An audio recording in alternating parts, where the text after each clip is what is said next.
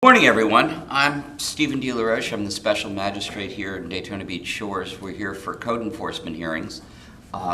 We have 5 hearings on the docket today. We begin with post initials and then initials. The way this works is the city has the burden of proof. They go first.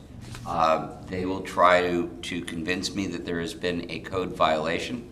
And then afterwards, it is your turn. You can tell me anything you'd like. I will be swearing you. If you have something that you want to show me, please make sure that the city sees it before I do. And that's basically how we do things here. First, I know that the only people that were here the last time is the staff, but is there any objection to the minutes as published? No. Okay, then the minutes of the last meeting are approved. The first hearing that we have is SS 2500 LLC. Mr. Pappas, I believe that's you? Yes, Your Honor. Okay. And Ms. Herstein, please raise your right hand and be sworn. Do you solemnly swear to tell the truth, the whole truth, and nothing but the truth, so help you God? I do. Okay. All right. And I note that this is a post-initial hearing, that we've had previous hearings on the property located at 2500 South Atlantic Avenue in the Daytona Beach Shores. And there was a fine that was levied on, or a fine accrual that was levied on February 12th, 2020. And according to this, it ran until August 6th, 2020 at $250 a day for a total of $44,250. That is correct, Your Honor. Okay, and our purpose here today is exactly what? The purpose here today, before we start, may I ask that each of the documents provided by the city in the Code Enforcement Special Magistrate's notebook for this case be accepted as evidence along with any slides that are about to be presented? Okay, Mr. Pappas, is there any objection? No, Your Honor. Have you seen all of these documents? Yes, I got them on Monday. Okay, great. Then they'll be accepted without objection. Thank you, Your Honor. What we're here today as a second compliance hearing is to discuss compliance dates and the fine total, Okay, basically. It's an opportunity for the property owner to request a reduction rescission. And I'd like to remind His Honor that there was a consent order issued at the November 13th, 2019 hearing, initial hearing for the case, and an order imposing fine and lien because you found that the property had remained in violation beyond the 90 days given to correct. The affidavits of non-compliance and partial compliance to support that order imposing fine and lien can be found on pages 4A 24 through 30, should you need to look at them. And an affidavit of compliance for final compliance can be found on pages 43 through 45. And it does bear that final compliance date of August 7th, which would have meant that fines ran through August 6th. We did achieve good service on all required mailings for this case. I'm not going to refer to each of the mailings and the other history, but I would like to, I would appreciate the opportunity for rebuttal if challenged about any of those points that are in the dates of hearing. Did people get it? Was service achieved, et cetera? Instead, I would like to go through the city's compliance dates that we have listed for each of the 29 violations, and I have slides to do that as quickly and hopefully as efficiently as possible to help show how we arrived at the compliance dates that we did. okay, before you do that, Yes. I have several questions in the history. Certainly. If you would look at page 4A-10.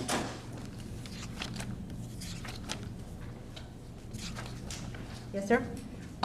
December 16th, Ms. Ivanhoe called and asked why we told Faircloth Roofing that because of a technicality they could not pull their permit until next year.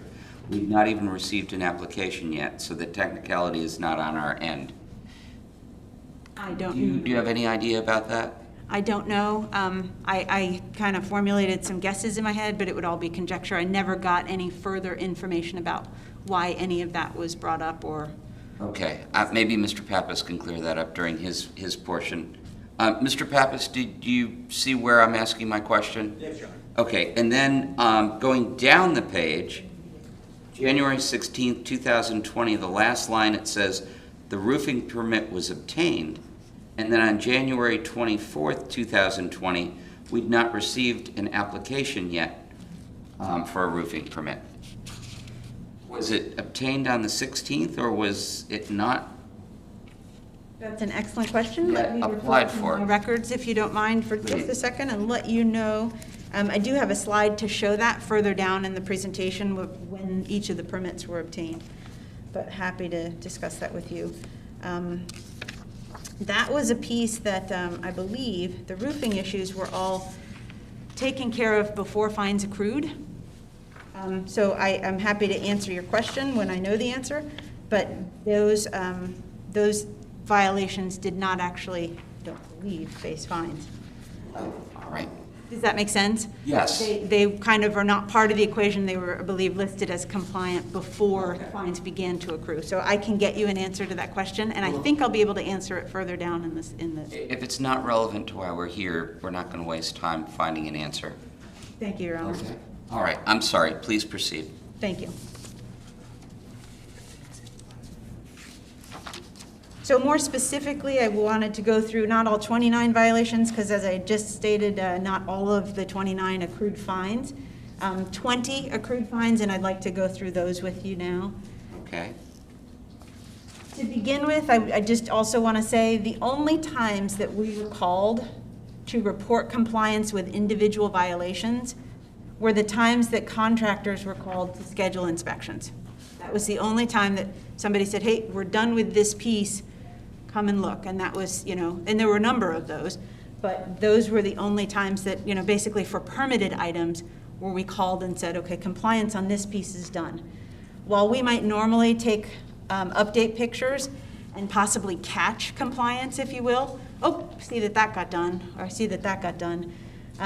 We did not do this within some of the interim due to our COVID response and staffing and the building department needs at the time. So we were very focused on making sure that we kept the permit piece rolling. Code enforcement became, a little less of a focus on the front. And for this reason, basically, instead, in looking back at the case and what we did observe and comments made by Ms. Ivanhoe about like something was about to start, we, for example, she called and said her painter was planning to start the following Monday, and we did see later in the month that the painting had been completed. So we went ahead and used that following Monday date that she said he was going to start as the compliance date. We tried to be as generous as possible. We're reliant upon respondents telling us when pieces are complete, but in the absence of that, or us going, every week or every month during this COVID time, we are relying on that and trying to be, like I said, as generous as possible. And I'll show you that as we go through. Okay, so for slides.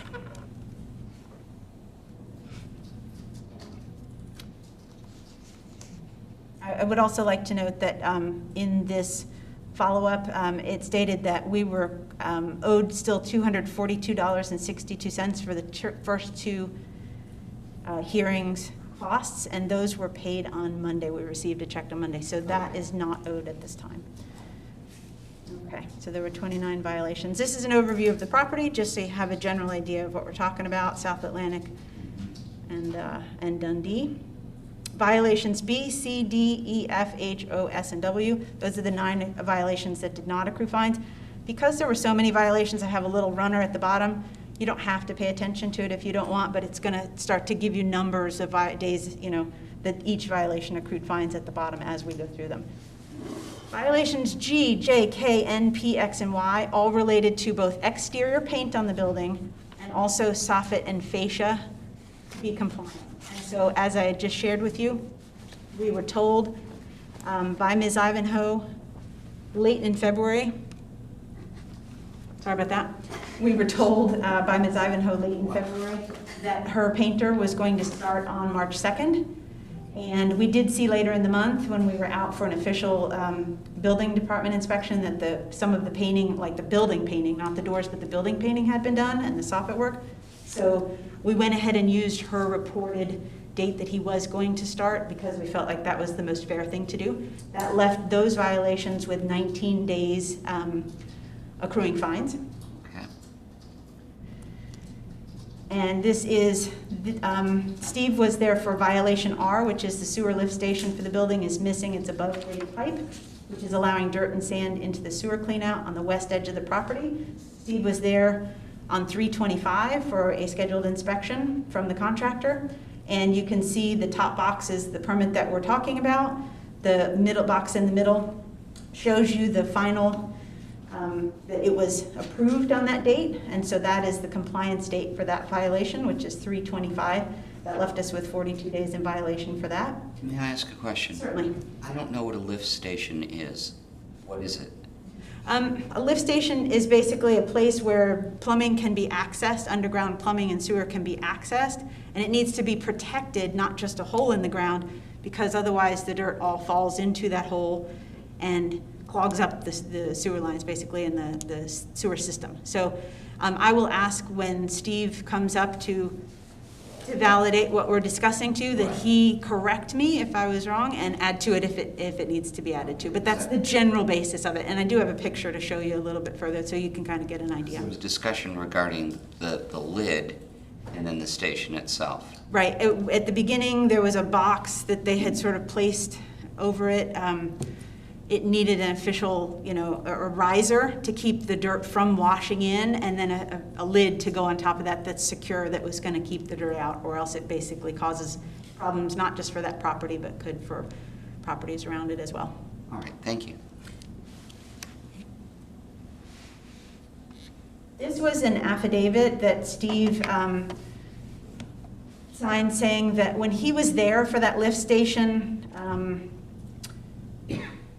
final inspection on March 25th, he did observe, this is the area that I was talking about, that's before that lift station was done. There was sort of a box there and the dirt all around it. They were kind of trying to hodgepodge it or figure something out, I guess, the plumber that was there.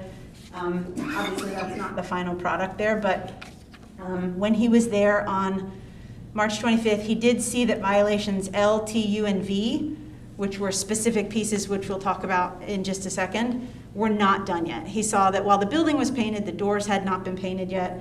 The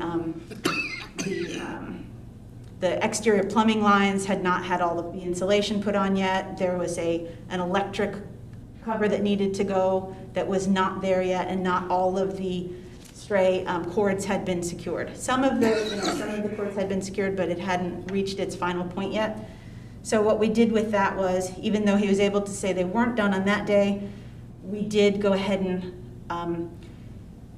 in the interest of, again, what we discussed earlier, go ahead and take the very next day. We were able to see they weren't done that day because he was there, but they could have been done the next day, and that's the compliance date that we went with for those 4 items. Multiple unit doors have rusted through the paint. They weren't done on 3/26, but painting was ongoing, so we went ahead and gave it the next day of a compliance date. Surface mounted water lines missing the required insulation. Violation U is in-use covers missing from exterior electrical sockets, and loose wires and conduit, like I just said. So those have 43 days of non-compliance.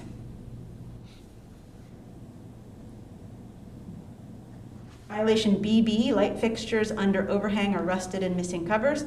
This is the permit that was obtained in order to rectify that violation. You can see the job description: install 6 owner-supplied lights, connect to existing circuit.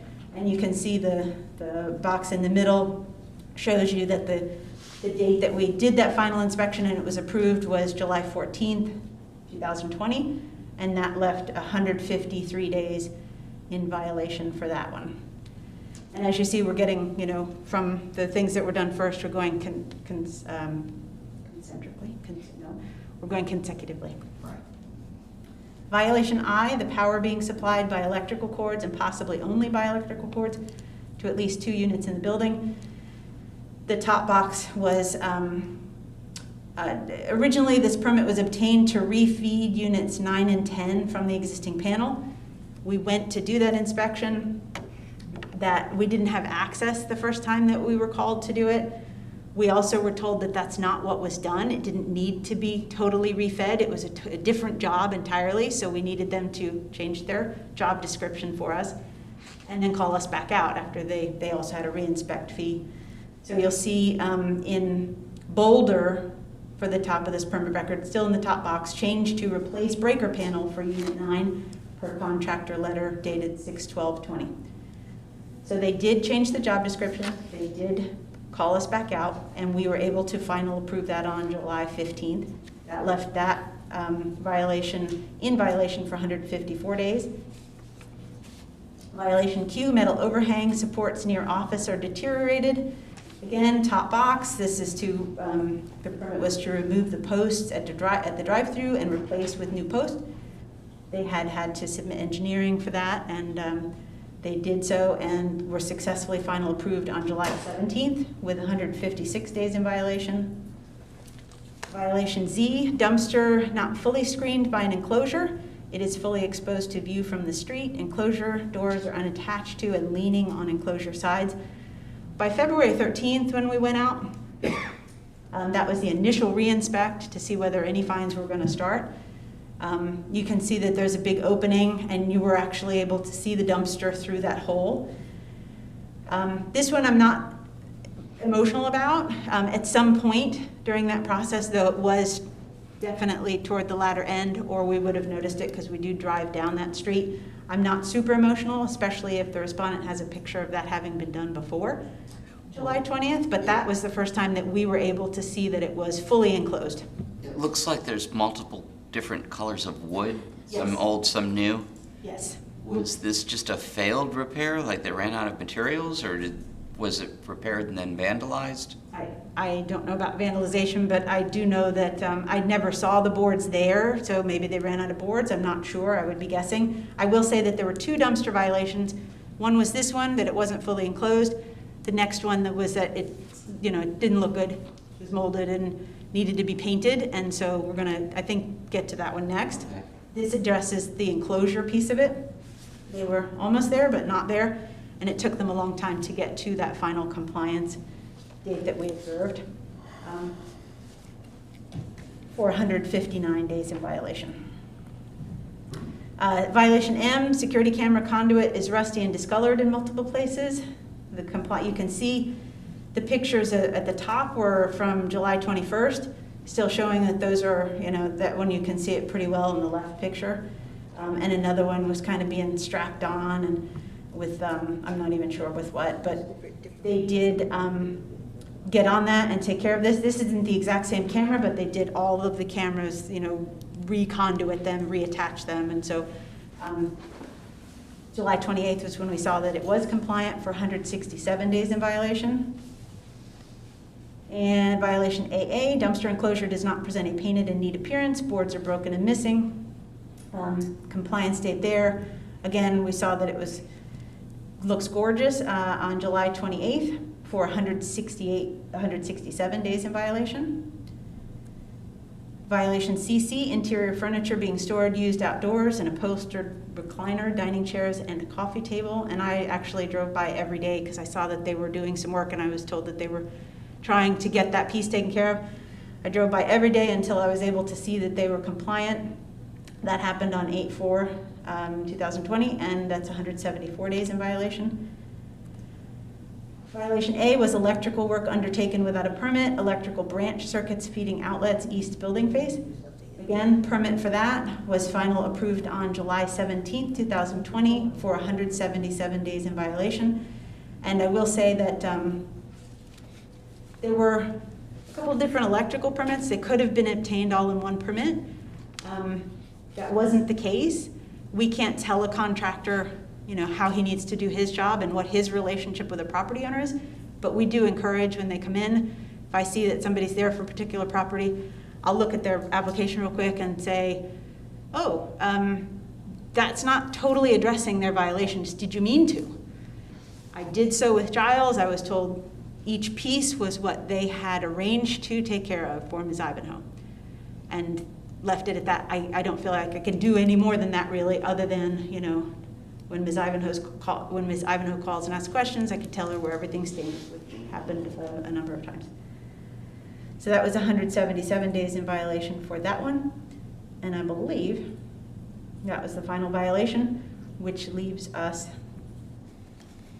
with the 177 days point. Okay. Again, a couple of questions. Certainly. During this period of time, I assume the city was issuing permits on other properties? Absolutely. We were not And closed. there was activity, building activity going on throughout the city? Absolutely. It's been very busy in the building department. Okay, because I'm curious about the availability of contractors during the COVID period when this ran. Did you see a slowdown that people were not issuing, or not issuing, but hiring people, contractors, or contractors were deciding not to work? Anything that you can help me out with as far as activity that was going on? During especially 2 months, May and April, we were doing every other day, and my days in the office were geared solely toward permits. I was basically the permit tech in the office on those days. And there were times I was there until 7 o'clock at night. We were extremely busy. Contractors were busy. There probably was a time when people were first learning like how our process was working, because they realized that every city was handling it a little bit differently. Could you go into the office? Did you have to leave your stuff in a box? Did you have to do it all electronically? But I don't remember a single day that I said, wow, I'm good. It's your nameplate. Oh, I didn't know I had one. And it says the right thing. There was a time when everybody sort of got on the horse, as it were, the new horse. But there was never a time that it was slow because of that new horse, if you will. I did hear of one contractor who was primarily working in one building, and the building said, no, we're not letting any contractors in for a while, so he had to basically stop all the projects that he had going based on that building saying he couldn't work in there, because everybody's response was a little different. But contractors have been and are busier than ever. We did not see a slowdown. Are any of these days attributable to the city because of COVID? As you said, you're working every other day for a while. There was someone else doing my job when I wasn't. When I was at home tidying up code enforcement, doing other things like that, there was someone else at the building department doing that job. We were working in split shifts so that if one of our shifts got sick, we still could function as a city and take care of people. There was not a single day that we were closed at the building department. I mean, our regular business days. All right, thank you. Absolutely. I would like to call Steve Yes. to the stand, and I would like to, this is a little different. This is the podium that we work from. Everybody works from now, so I'm going to basically ask him to do something up front, and then I'm going to turn it over to him rather than asking him a question and stepping back, because it would take forever and be kind of silly, I think. So if I may. It's your presentation, however you want to do it. Thank you. Mr. Edmonds, if you would please briefly describe your involvement with this property, focusing on correcting the record as it has been presented at this point, if you need to, and or validating the record as it stands at this point. And before you do that, Mr. Evans, would you please be sworn? You solemnly swear to tell the truth, the whole truth, and nothing but the truth, so help you God. Good morning. Please proceed. Morning. My name is Steve Edmonds. I'm the City Building Inspector Plans Examiner for the City of Daytona Beach Shores. I've been here 16 years. My involvement with this case is as Gwen said, I was part of the officer of record for this, and I did most of the pictures, I believe, almost all of them. Did some of the inspections. I think our other building inspector, Matt, did some of the inspections for the electrical and stuff that was there. And at this time, I have nothing to add to her presentation. I would validate that everything that was said was correct from my point of view. Okay. There's a question about lift stations, of what they are. Yes, please. I will clarify that. She was correct. It is an underground system. What lift stations do is they convey usually sewer, and it conveys it to, it lifts it to, most sewers are gravity fed. The city has lift stations that are just a lot larger. Some of ours are 3 stories underground. Hers is a tank that is basically maybe 3 to 4 feet underground.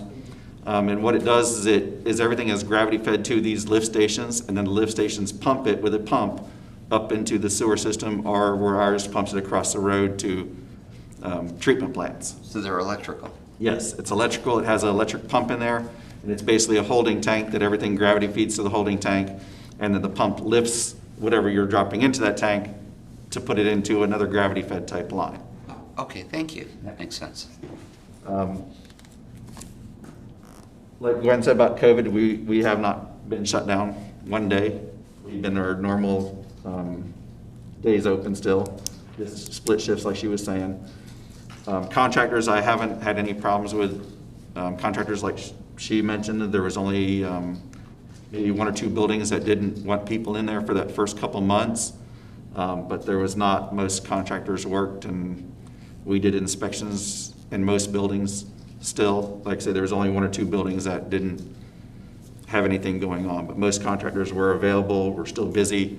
Most contractors complaining that they were still busy, and we were still busy. I don't think there was any other questions that you had of. No, I appreciate it. Mr. Pappas, do you have any questions for either of the city officials? Hang on. Okay, questions. Yes, I have some questions. I did not give you a chance to question Ms. Herstein's. So I need apologize, questions too so also. Just if you Okay. can I stand right here. wherever you'd I'm like. gonna put my stuff down on here. You've been in front of me for, I don't know, 20 years or something? Yeah, a long time. You know I'm not really all that formal. Yeah, we're not that formal, which is good. Okay, Ms. Gerstein. I want to ask kind of a fine procedural question here. You got 177 days, and then some are 19 days, some are 42 days. Did they all run concurrent? Or Oh, no, they're not added together. The only reason that I bothered with the days at the bottom is for both yours and His Honor's knowledge that not everything, even though the $250 does run daily until the entire property is compliant, not every violation lasted until the end, and that might be instructive when he's considering his That's what I was wondering reduction. about. I wanted to make sure of that this 177 was the furthest thing, and everything else was kind of embedded inside it. Correct. Okay, good. That wasn't consecutive. Okay. Next, now the 177 days I'm looking at here. Was the electrical work, is it just because they didn't receive a permit that 177 days accrued? Or they didn't do the work? Well, the most important point, and the point that we always ask to be included in every order, that anything requiring a permit needs to be final inspected and approved in order to be compliant, so that it's not just me going, you heard me try to describe a lift station a second ago and it was not very effective, so that it's not just me who does not have an electric license going to look at a property saying, yeah, that looks pretty good. That it's actually approved and it can stay the way it is. That's when that's approved, and that's part of, that was when we were here for that initial hearing, that was something that I specifically asked for, and it was included in the order. That approved final inspection is, if a permit were required, is when that violation or violations are deemed compliant. Okay. But my question before that is, when was this work completed? Do you know that? No, I do not. So just because they didn't call it, you're adding it out to 177 days, is that right? They didn't get the permit until, that's actually the one that we have on the screen. They obtained the permit on June 30th of 2020, and then called for the inspection 7/17/2020. Okay, so then, but what I'm trying to get at is this work was completed, just somebody didn't call it in, or somebody didn't get a permit. But the work was good that was done. It was unpermitted work, sir. But it was still good. Am I right? I'm right. I don't know if anything had been changed from when generally when this kind of thing happens and somebody has to pull an after the fact permit, meaning work was done, it needs to be permitted, they'll go and look at it and change anything that's not right so that it can pass inspection, and I don't know. Was anything changed? I don't know, sir. Why wouldn't you have that in your record? I'm not an electrical inspector. But the point was, it was done without a permit, so a permit needed to be obtained. That happened in June, and the final inspection had happened in July. Okay.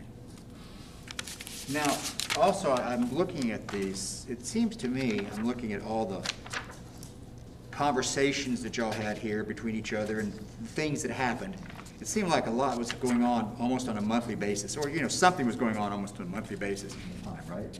The work was proceeding, or it was stalling and stopping and then going on again? Is that how it was doing? It seemed to be stalling and stopping and then going on again. But it was being done.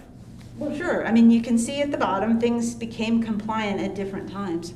Well, for example, the lift station you talked about, you said, well, here's a box and a pipe, and then what you said was, it looks like the plumber's trying to do something right now. So the plumber was doing something then, he just hadn't finished it. Without a permit, sir. On the lift station? Yes. Then they got a permit. They did get a permit, and then it was final inspected not too long after that. Okay, and obviously it passed on the final inspection. It did, sir. What? Now, you talk about the furniture outside that was being kept outside. This place has tenants, is that correct? Yes, sir. And if the tenants put their furniture outside, the motel's not in compliance? The property was cited, basically the property owner is responsible for what their tenant does on the property. We're not going to cite individual tenants. Our jurisdiction with code enforcement is through the property owner. Well, how is she supposed to control a tenant from putting a chair out? That is something that would be handled in a lease agreement and is between the property owner and the tenant, not the city and the tenant. And there are no motels anywhere in Daytona Beach Shores that have outdoor seating? So generally, I certainly can't answer that question, but I will tell you that when we're there to look at, we were called to this property because one of these two tenants was only getting power enough to run a toaster oven and a refrigerator through an electrical cord. He did not have power to his unit. That's why we were originally called, just a second please, to this property. When we're there, we do a full, overview of the property, inspect the whole thing, and write everything we see. That's how we got to 29 violations. Had we not been called for this, I'm not certain when we would have seen the painting and some of the other things going on there. But it would be irresponsible for me to write that one thing, and then we're back to do an inspection, and oh, by the way, now you need to do this. Oh, by the way, now you need to do this. Was this the most egregious of the violations? I certainly don't believe so. Was it in violation? Yes. So was it included in the notice of violation? Yes. If I may interrupt while we're talking about the chairs, was that the last violation to be fixed? No, Your Honor, it was the second to last. It was 3 days before final compliance that violation was fixed. And what was the last one fixed? The last one fixed was the unpermitted, a piece of unpermitted electrical that had never been permitted. They came in and pulled the permit in June and then did the inspection in July. Because I have to agree with Mr. Pappas. I'm not all that concerned with the furniture outside.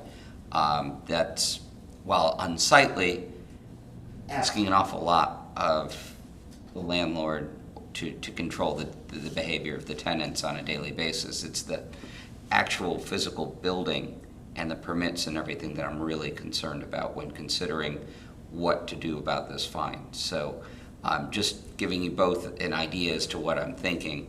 I'm not, chairs and stuff, no big deal. Of course, like I said, it's unsightly. The structure and the physicality of the building, like Ms. Herstein said, the reason this was brought to the city's attention was the electrical extension cords running various rooms. So, okay? Yes, I understand Thank you, Your that. Honor. But the person who lived in that room, that's not the person who brought the complaint to the city, correct? Our jurisdiction is through the property owner, and so theoretically, hopefully, the property owner would have a tenant or would have a lease agreement that would address this kind of thing with their tenant, but that's not something that we insert ourselves in. We would never be able to do anything else. You said you learned about this because of the electrical cord, but it didn't come from the person who lived in that unit. It came from another person by the name of Todd Morgan. That's correct, That's sir. not the person who lived there. That's correct. Okay. You're absolutely right. Now, or not? You have time? Okay? Yeah, this is Mr. Pappas's opportunity to ask questions of the city officials. He'll be given a chance to put on any testimony that he wants afterwards. Now, I'll show you this picture here.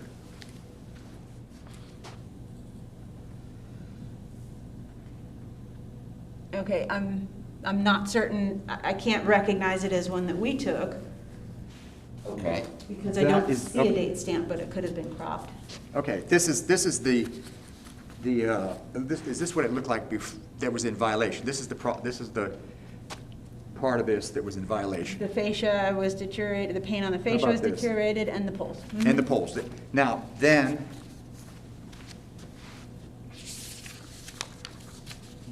they did this kind of work here, correct? Yes, And these are what these poles keep cars from running through, is that what they're for? bollards, Huh? generally. Okay. Okay. And this is a motel? Require this for all the buildings? Okay, nobody ever told me what the use was. Hmm? I didn't know it was a motel. I thought it was an apartment building. Nobody had Well, ever it's said a anything about the long-term use. motel. Everybody that lives there is there all the time. Okay. It's there all the time. Huh? Well, whatever. Not there, not like an Airbnb. Well, are those requirements, do all the buildings in the shores have those? Of what, sir? Have those? Bollards? Yeah. There are many, many bollards throughout and where they're required, or where somebody makes a change and we've required them, they are there. There are many of them. Let me show you this picture here. And Miss Ivanhoe will be. See that? Mhm. You recognize this place? Yes. Okay. Your Honor, here. Okay. Does this have those poles there? I don't see them in this picture. I do see a handrail. As to whether it's a code requirement, when you make a change, I'm not sure. I'm going to actually defer, if you don't mind, this question to the person with the license that would cover this and would have this information. I didn't write them up, and Steve didn't write them up for not having bollards, but if somebody does a particular permit that triggers another requirement, then. So what'd you write them up for? Well, the violations that I went through with you, the poles were deteriorated and rusted out in places, and it was holding up an overhang. If the poles worked properly and they weren't deteriorating, they could stay the way they are without adding those other, they wouldn't be in violation? That wasn't listed anywhere on the notice of violation. I'm not saying that it would be current with, or compliant with current codes, but I would not have written them for the need of adding bollards. I didn't. It's not, or Steve didn't. It's not on the notice of violation. Is it something that you could say to add to the record? Because and that's not. So, then no. There's all his pictures if you'd like to. Okay, I think that would be more appropriate, since he's the person with the license, that he could answer your questions Okay. specifically about that.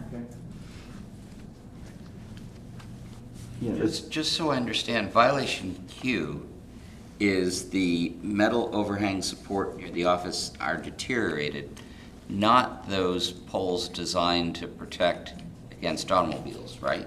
that is correct. The rusted poles were supporting the overhang of the roof. Okay. Those poles were actually protected, were there because there was a planter that was around it that protected those poles. They removed the planter to put a footing in for the new post they put in that they had engineering for, and the engineer required them to have bollards to protect the post because they did not have a planter around it anymore. Okay. As far as the second picture that he has, asking him why there isn't a violation there, there's different ways to protect. You could protect with bollards, a planter like what they had. That picture, there's a 6-inch curb that's in front of that rail, which stops cars too. You know, nothing's foolproof. Even a bollard is not gonna stop a car full speed, but the idea is to kind of give them a location of where the edge is. They do it with curbs, they do it with parking bumpers, anything that just stops them from running into it, and it depends on what you're trying to protect as to how strong the bollard is or what they want to do. Sometimes they have them in front of transformers because they don't want you to hit an electrical transformer, so they have stronger bollards in front of those. If you're trying to protect a car from going over the side of a garage on an upstairs, they're even stronger barriers, and they put more force, they put more strength into those type bollards. Okay. Thank you. When you came for the inspection for the electrical cords that were going to the rooms there, okay, and they were gone, did you inspect what was the cure for that? No, there was no way to inspect the cure because the contractor did not show up, and no contractor, I think, pulled a permit the first time when we were there. Did you ever inspect it for the cure, did you know? I did not inspect the completion. The other electrical inspector did, Matt. Oh, okay. And he was the one that finally approved it once he got access. He went there one time, I believe, and the contractor did not show up, so he didn't have access, so he failed it. They called him back and actually showed up the second time, and when he went in there and did the inspection and passed it. Was the access within the tenant's unit? Is that where you had to get access to? Yes, the part of the correction, well, I don't think at the time when he did the inspection, I think it was a panel. So I think he just went in there just to test that the outlets were working. So it was a panel within a unit? There wasn't a panel in the unit. The panel was outside the units that they replaced. Outside, or where? It was outside in a storage room, I believe is where he said it was.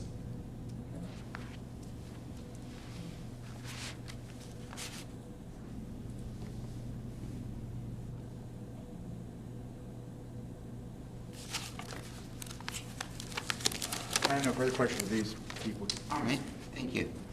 Anything else before I turn it over to Mr. Pappas for his presentation? I did want to clarify that the pictures that I took, I went back. Steve had taken some pictures, I believe, July 20th, and then some of them came out fuzzy because of condensation in the camera, so I went back and he was off that next day, but I knew we needed the pictures and went back and retook those, and I did address that in the follow-up log. Okay. Thank you, Your Honor. Ms. Ivanhoe, can you get mom here, please? Am I up? Yes. Over there.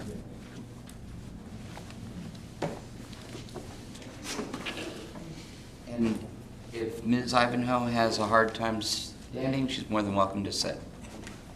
Yeah, well, I'm getting old. Want to stand here or? Any difference? Let me ask you questions about the electrical work. Yeah. How many electricians had you employed to try to do this work? And Several. what happened? Why weren't they? Well, first of all, I have to explain, this is an older motel, and has, I get 6 electric bills. So evidently, what we're finding out is that the different panel boxes are different places, and that's why, you know, the cord that was hanging, they couldn't find out. What it turned out to be is a breaker flipped, and they couldn't find the breaker box. So that's why it took a while to find out what's going on. And so anyway, I've had different electricians be called at different times to do different things. For example, one was doing the overhang, another was troubleshooting on whatever the electrical problem was. Well, we found one electrical panel behind a refrigerator. You know, that's the kind of thing. It's an older building. Were you the one pulling the permit, or were we relying on the electricians to pull? They pulled the permits. Okay, and if they did you know they didn't? No. Um, May I also go back to, can I go to the plumbing situation too? Okay. You know, with that lift station? station, yeah. At the end of the motel, we've always had like backup water, and I'm not a plumber. And this has been going on for a couple of years. I use Daytona, I use the same contractors. And we keep going back. Every couple of months they've been going back. And I get upset because I don't like to, I just do things right. When I buy a faucet, I buy Delta faucet. I buy the best things you can buy.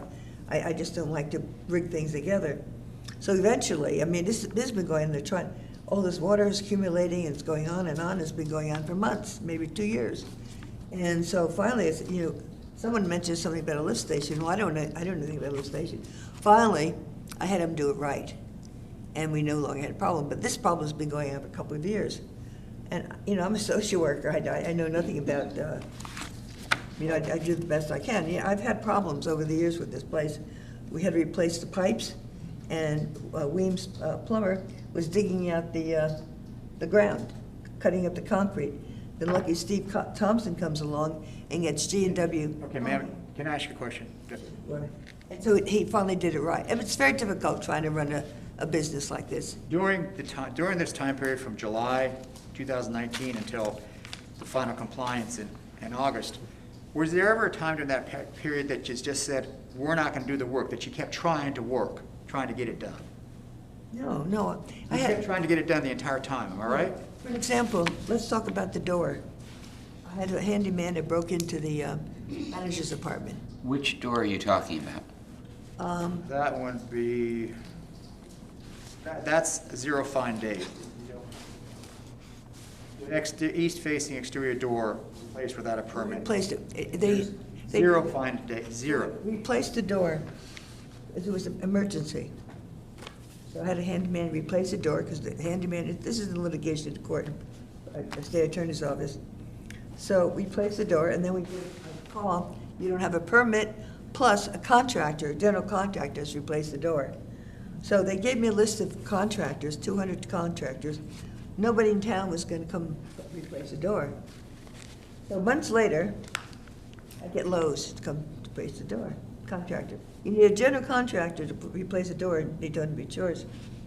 So that took a couple of months. Talking about this fence, this post, Steve Thompson said this thing that was holding up my roof was fine. He felt it was dirty, and he wanted to get a engineer to prove it was not sturdy. Evidently had already hired this for $2,000 structural engineer, and he said it would cost $8,000 to replace this post. This is all costing a lot of money. All this stuff is, replace the door, have to replace it again, $1,000 here, $1,000 here. I mean, all this is going on and on. So how much money did it cost to replace the part?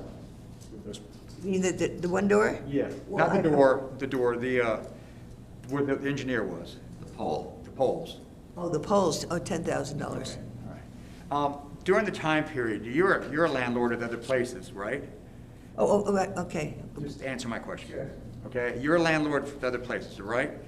During this time period, we have a difficult time getting rent from other people? Oh, yeah, I mean, And have you been you've got 4 condominiums in that people have abandoned in Boston, is that right? And now nobody's renting up there because they're all moving down here. in the meantime, the miniature golf course right next to the motel was in bankruptcy. And I'm dealing with that in the bankruptcy court. She doesn't pay her taxes for a couple of years, and I'm dealing with that. And also, let me talk about this other thing. Talking about permits, I mean, I've never seen anything like it. In order to get a permit, you have to have it notarized. They said, the man who I'm managing my place for 4 years, they said someone in the history of the motel put a sensor light there. You know what a sensor light is? Mhm. And they didn't get a permit. So I had to hire Carter Electric, Ray Gailey's company, to get a permit. He didn't touch the sensor light. He didn't have to touch the sensor light, but he had to get a permit. I mean, this is the kind of stuff that I've been dealing with. It's just, I mean, I'm getting old. It's just too much. It's cost me a lot. It's deep. I mean, it's just overwhelming. I try to do the best I can. I don't. The point I'm getting at, though, the entire time, you were trying to get this place in compliance. And you were having a hard time either with electrical contractors or with contractors coming in. It wasn't like you just sat back for months on end and did zero. Something was happening, correct? I had one painter, and we gave him a $1,000 deposit, but he wanted it in his personal name. He didn't want Shaggy. He didn't want a check in his name. So he took off. He wanted to write a check. They like to write the checks in their personal name instead of the business, so they don't have to pay taxes. So he started the job, and then he took off. So we had to find another painter. And then, then the roofer, Fairclough roofers. They're gonna come, and then they don't come, and then they come, and they don't come. I mean, it's just like, I'm getting too old for all this. I mean, it's just overwhelming. I do the best I can. You know, my next door, the golf course, he declares bankruptcy. I don't have more questions, Janet. Do you have any questions or anything? No, I do not. So. Oh, by the way, they want to sell the property to a car. See, why I'm so involved with this, my father was very involved in Daytona Beach Shores. I don't know if you remember Max Bardall. I'm afraid I don't. No. But anyway, I have a piece of property that's like in the middle of nowhere, and he annexed it to Daytona Beach Shores. It's on Armstrong Street. It's the only property over there, because he was so fond of the shores that he had this property annexed over there, and no, Your Honor, I'm sorry. We have 4 other cases. I don't mean to get you off. Janet, thank you, Janet. Relevance. I have no. All right. Argument? Yeah, John, number one, we don't know when this electrical work was completed. Apparently, it was completed properly. Could he talk? Oh, I'm sorry. I'm so sorry. Thank you. The permit wasn't pulled. That's why he's getting $250 a day fine, because the permit wasn't pulled. But the work was done. When, we're not sure. But it was done. And When there has to be a reasonable basis, I would think, in the fine, in the violation and what the fine is. Mr. Pappas, when would you say would be a reasonable period, or reasonable date to toll the fines? A defendable point in time I'm looking for. Can I get my? Yes.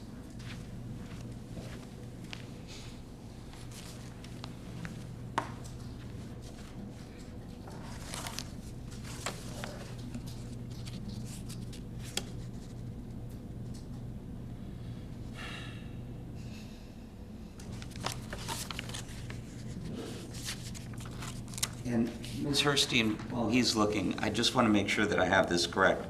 The last date of fines accruing is August 4th, 2020, is that correct? The last fined date was August 6th. August 6th, thank you.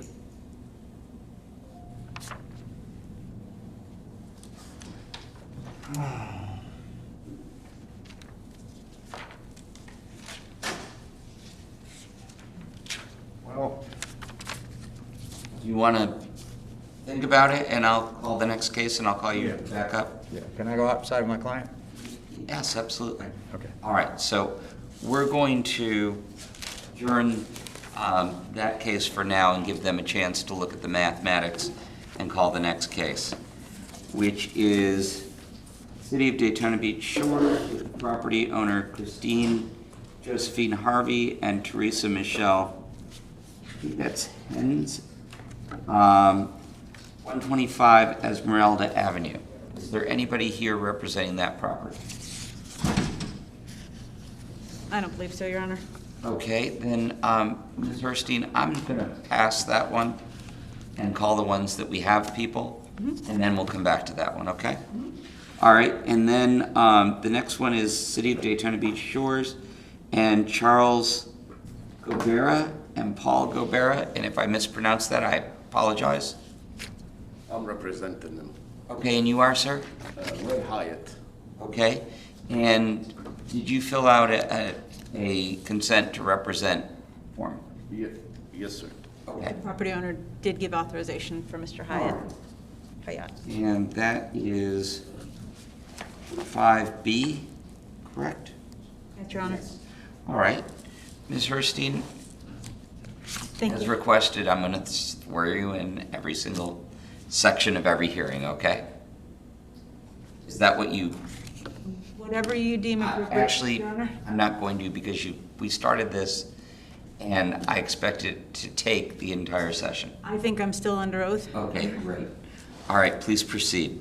All right, thank you. I'd ask first that each of the documents provided by the city in the Code Enforcement Special Magistrate notebook for this case be accepted as evidence along with the slides which are about to be shown for the case. Okay. Sir, do you have any objection? And I assume you've been provided with the relevant materials? Okay, then they'll be accepted into evidence without objection. Thank you, Your Honor. This case for Volusia County Parcel ID 531621-00-0060 was found by staff to be in violation of the sections of code named in the statement of violation request for hearing and the agenda supplement. Was found by staff to have 11 violations, which we'll go through with pictures toward the end. I just want to give a quick backup for the case and the history. The case began with a certified mailing back in November 15th of 2019. It was not a notice of violation at that point. It was a mailing about the new Certificate of Compliance Vacant Property Program. Okay. And it contained an application and explained basically the program to give people a chance to do it voluntarily. What type of property is this? This is a two-story commercial property, which I've been here 14 years, and unfortunately during that time, it has not had a tenant. Okay, would it be like a retail outlet I or? believe that it was a tattoo parlor before, Okay. and maybe Mr. Hayat can fill us in further. It was before, I believe that it's owned, and I'm not the city planner, so maybe I shouldn't say to that, but I think, yes, it is a commercial establishment. All right, thank you. Please proceed. The property owner did voluntarily comply. We did receive the completed application for the Certificate of Compliance Vacant Property in December, and scheduled the inspection that needed to take place for January 21st. Plans examiner, building inspector Steve Edmonds, and I, along with the fire marshal, did the inspection along with property representative Mr. Hayat, and found violations both on the exterior and in the interior that made it unable for us to grant the Certificate of Compliance Vacant Property at that time. So a notice of violation and deficiency letter were sent regarding our findings from that inspection, and good service was achieved on that mailing. We had conversations with 2 different contractors. They came in and got copies of the letters as well, so that probably they could give bids, but no applications were submitted. We had no hearings in the city for 6 months due to COVID, and here we are October 1st, looking at it again, finding that we had not moved forward with almost all of the violations. Steve re-inspected, found at that point that the leaves and debris in the back, there was a little bit of leaves and debris and a piece of gutter that had been in the back area there that had been removed at that time, but no other violations had been rectified. I will say that one of the items on the deficiency list was interior storage. And early on, I'd say about a month after the initial inspection, I did happen to drive by, and they were clearing out a lot of that. Now, I still think there's some in the building, but I did see, they actually invited me in and said, look what we got done today, and it was there was much less storage inside, so that was great. I do know that some steps have been taken, but no permit applications to do any of the work. Do you need a permit to remove stuff that's stored? Oh, no, but I'm saying, Okay. even though some items, like some sweeping of the back and some storage being removed, some things were addressed, we haven't seen any evidence that any of the major items on the lists have been addressed. Okay. So at that time, a statement of violation, request for hearing, and notice of hearing were sent, and good service was achieved, again, to the owner's rep.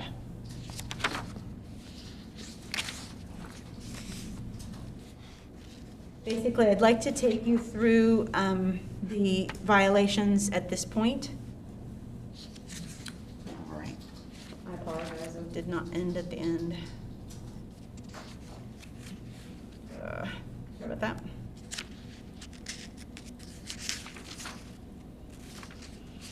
Okay, so violation A, these are all from the notice of violation. Window trim wood is deteriorated in places, not preventing water intrusion. And being on the inside, we did see significant water intrusion. I do have a picture of that later when we talk about the deficiency letter. And you can see the top picture is the initial inspection. The bottom picture is the re-inspection. Piece of gutter and vegetative debris visible west of the building. This violation actually had been rectified. I was called by somebody else claiming to represent the property yesterday, and was told that they had done additional work, but I couldn't determine exactly what she was telling me. She said that they'd cleaned up the outside. I said, yes, we saw that. She said that they had done a couple things.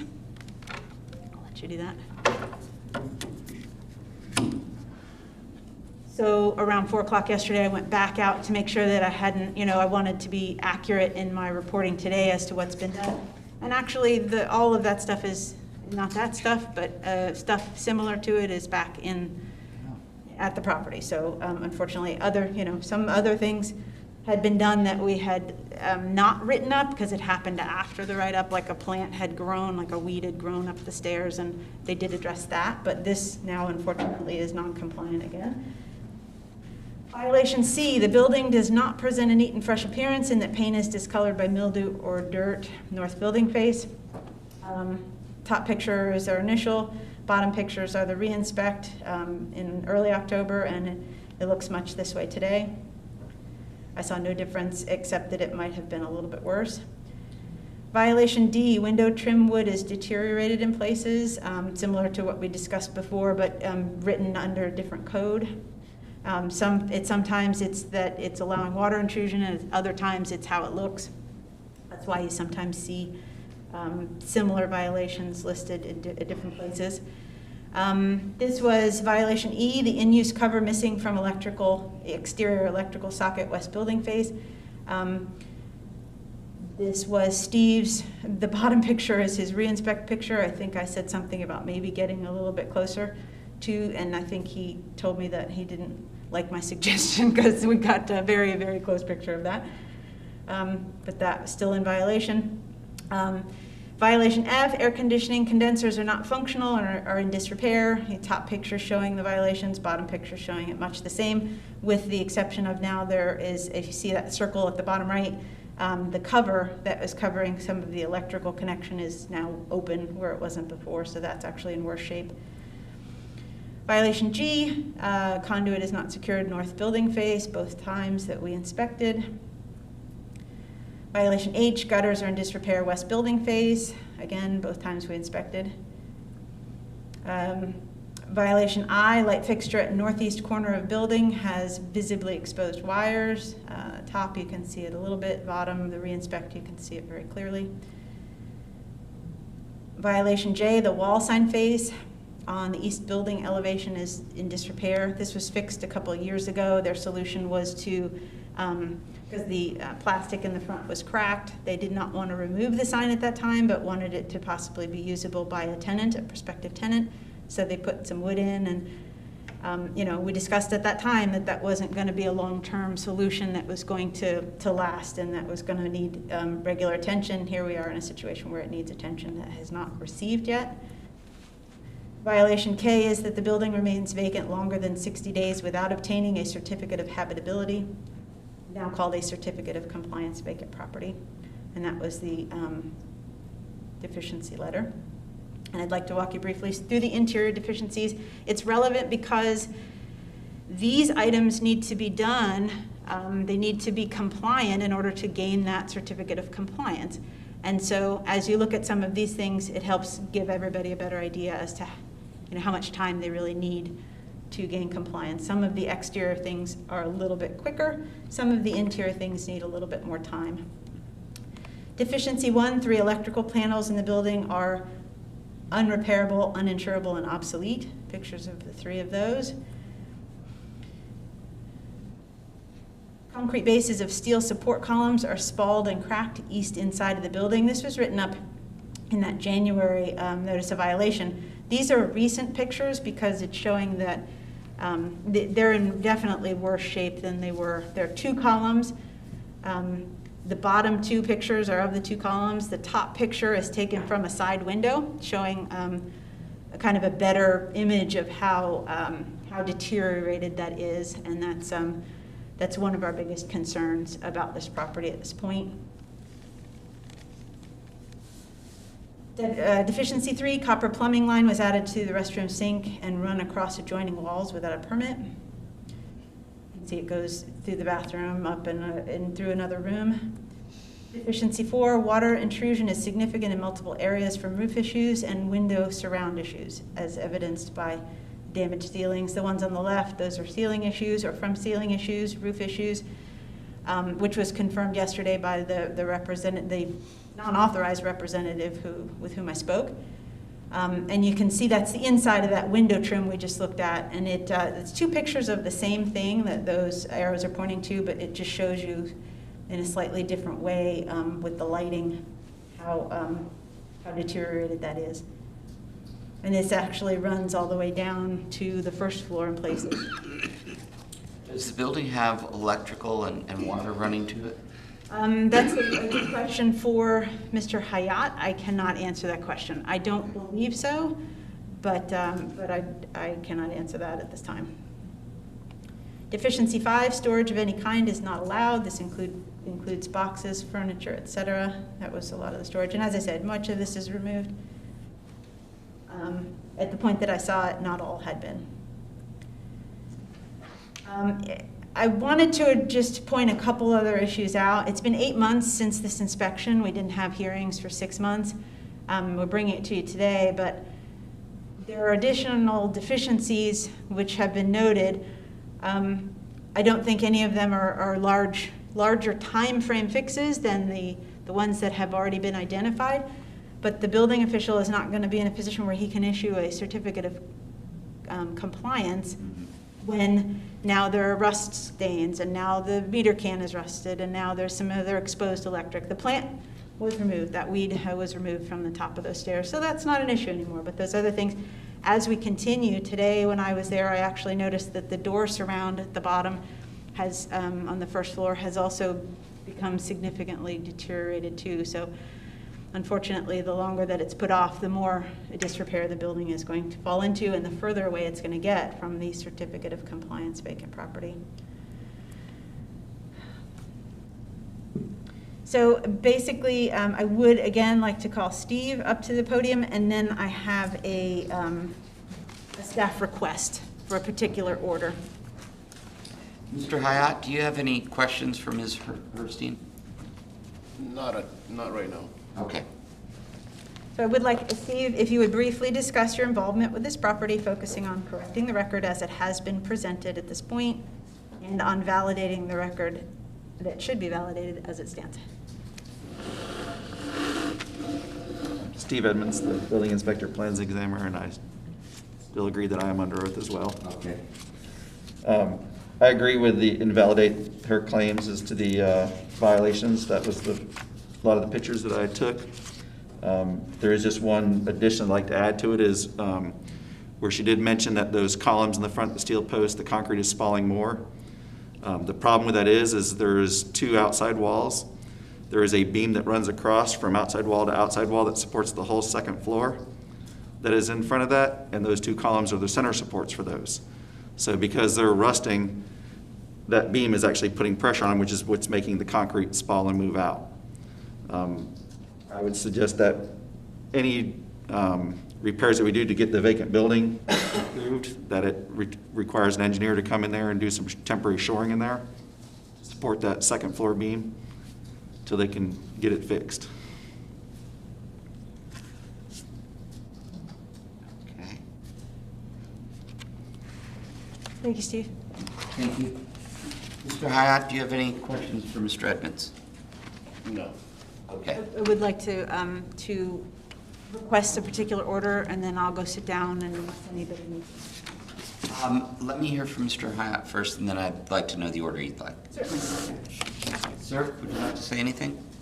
Sure. Why don't you come up here? Okay. Everything is going on to me. It's normal. The building has been empty for about 15 years.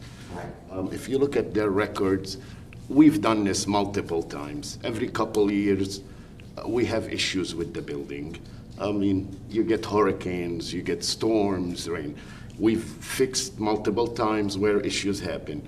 Now we got 15 years later, so now you have much more damage to the building that needs to be done. It's requiring more work to be done.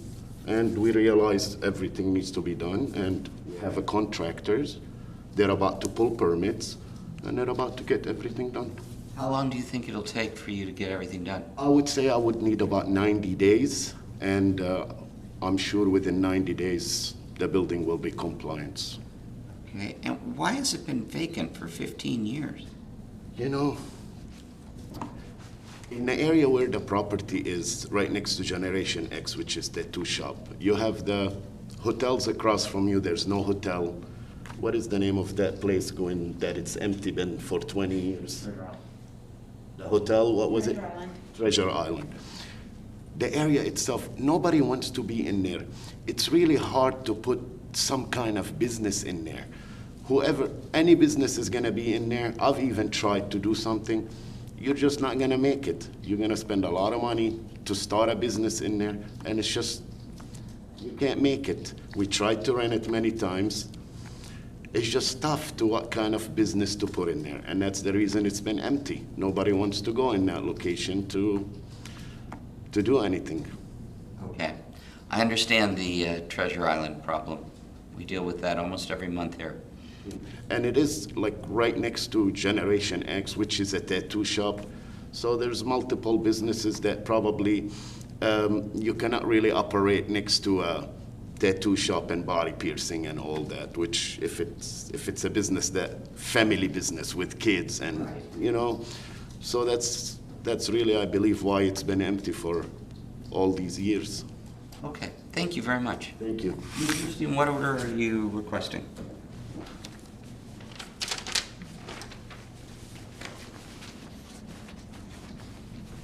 Your Honor, we're requesting in order number 7 that you find the property in violation, that you grant the property owner until January 19th, which is 90 days, to correct the violations. If the violations are not corrected, you impose a fine of $250 per day until they are corrected.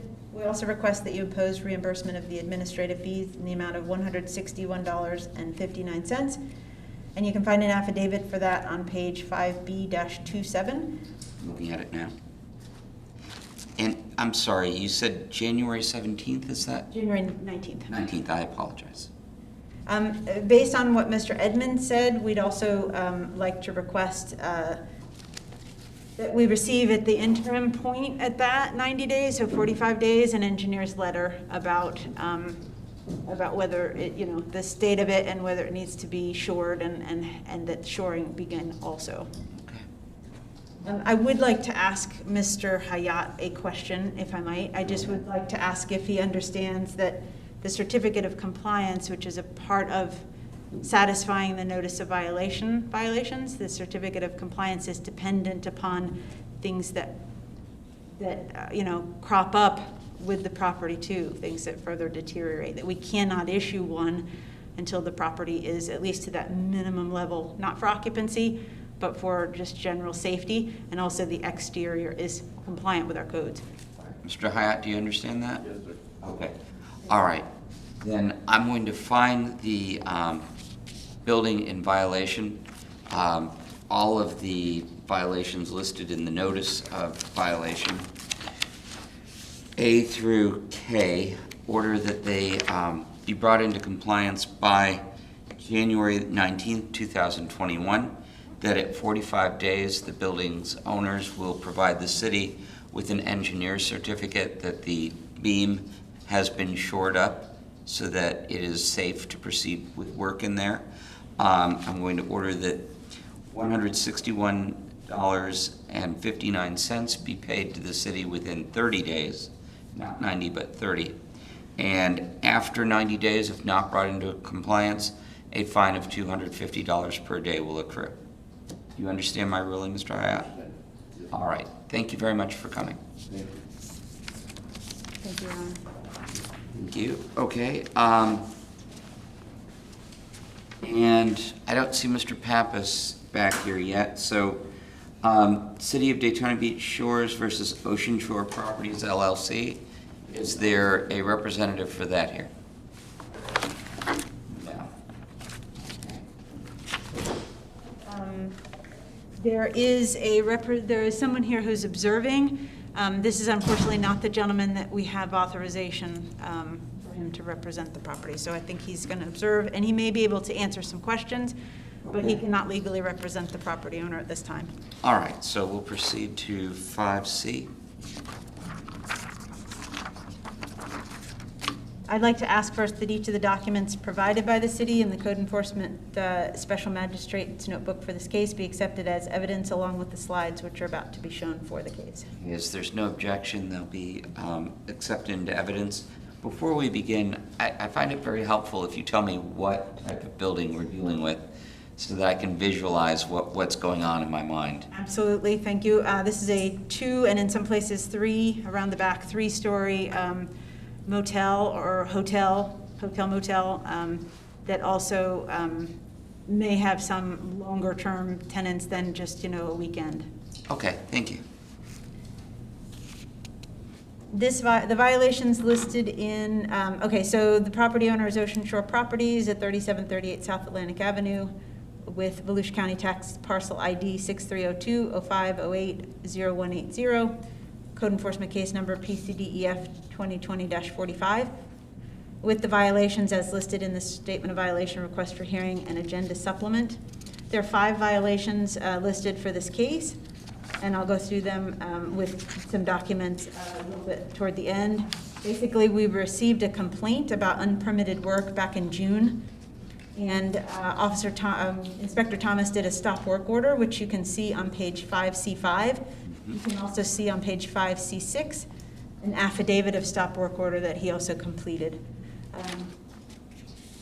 He went to the site. Basically, he saw that cabinets had been pulled out for 2 units, Unit 6 and Unit 11, that sinks and electrical fixtures had been removed from Unit 6 and 11, and also that 11 had had the toilet removed. So we placed a stop work order at that time. While starting the notice of violation for the stop work order, we also got a complaint from a different tenant about having a 2 months plus ceiling leak that was not being addressed. So Inspector Edmonds went to the site August 4th. He observed holes in and near the ceiling, evidence of water damage on the baseboard below. And that was at Unit 15, and Mr. Edmonds took pictures. So the notice of violation was completed to include that violation and sent by certified mail. Good service was achieved. So we were told by the leasing agent that permits were coming in. We hadn't received any by October 2nd, so the statement of violation, request for hearing, and notice of hearing were sent, and good service was achieved for those. The tenant was contacted in Unit 15 regarding basically requesting that we be able to come and re-inspect to see if anything had been done to mitigate what was happening there. Even though no permits had been pulled, that doesn't mean necessarily that the work had been done. But we never got a response from that tenant about seeing the unit. I did have a conversation, had a couple of conversations.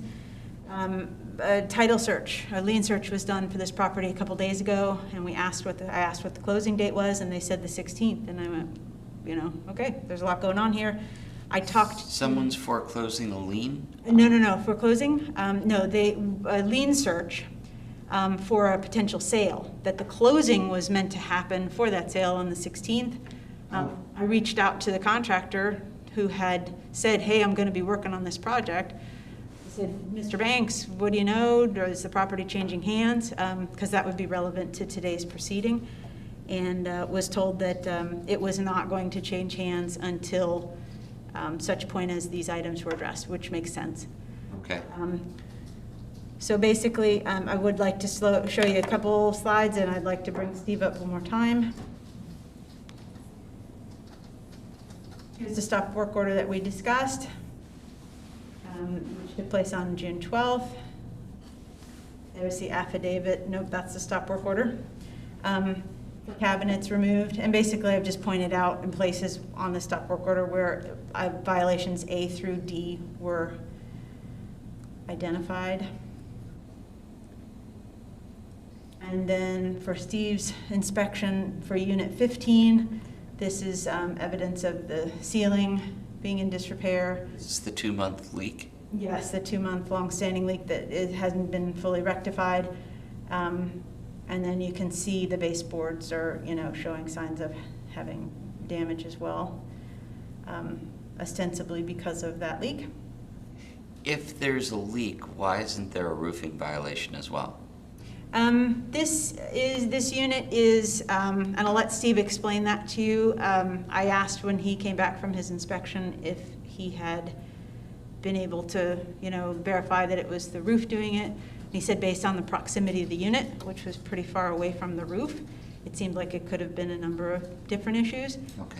I've been told today by the gentleman here listening to the case that they do have a roofer involved, and hopefully, and that permit hasn't been submitted yet, but hopefully they've been able to identify what is at issue and taking steps to get the permitting going.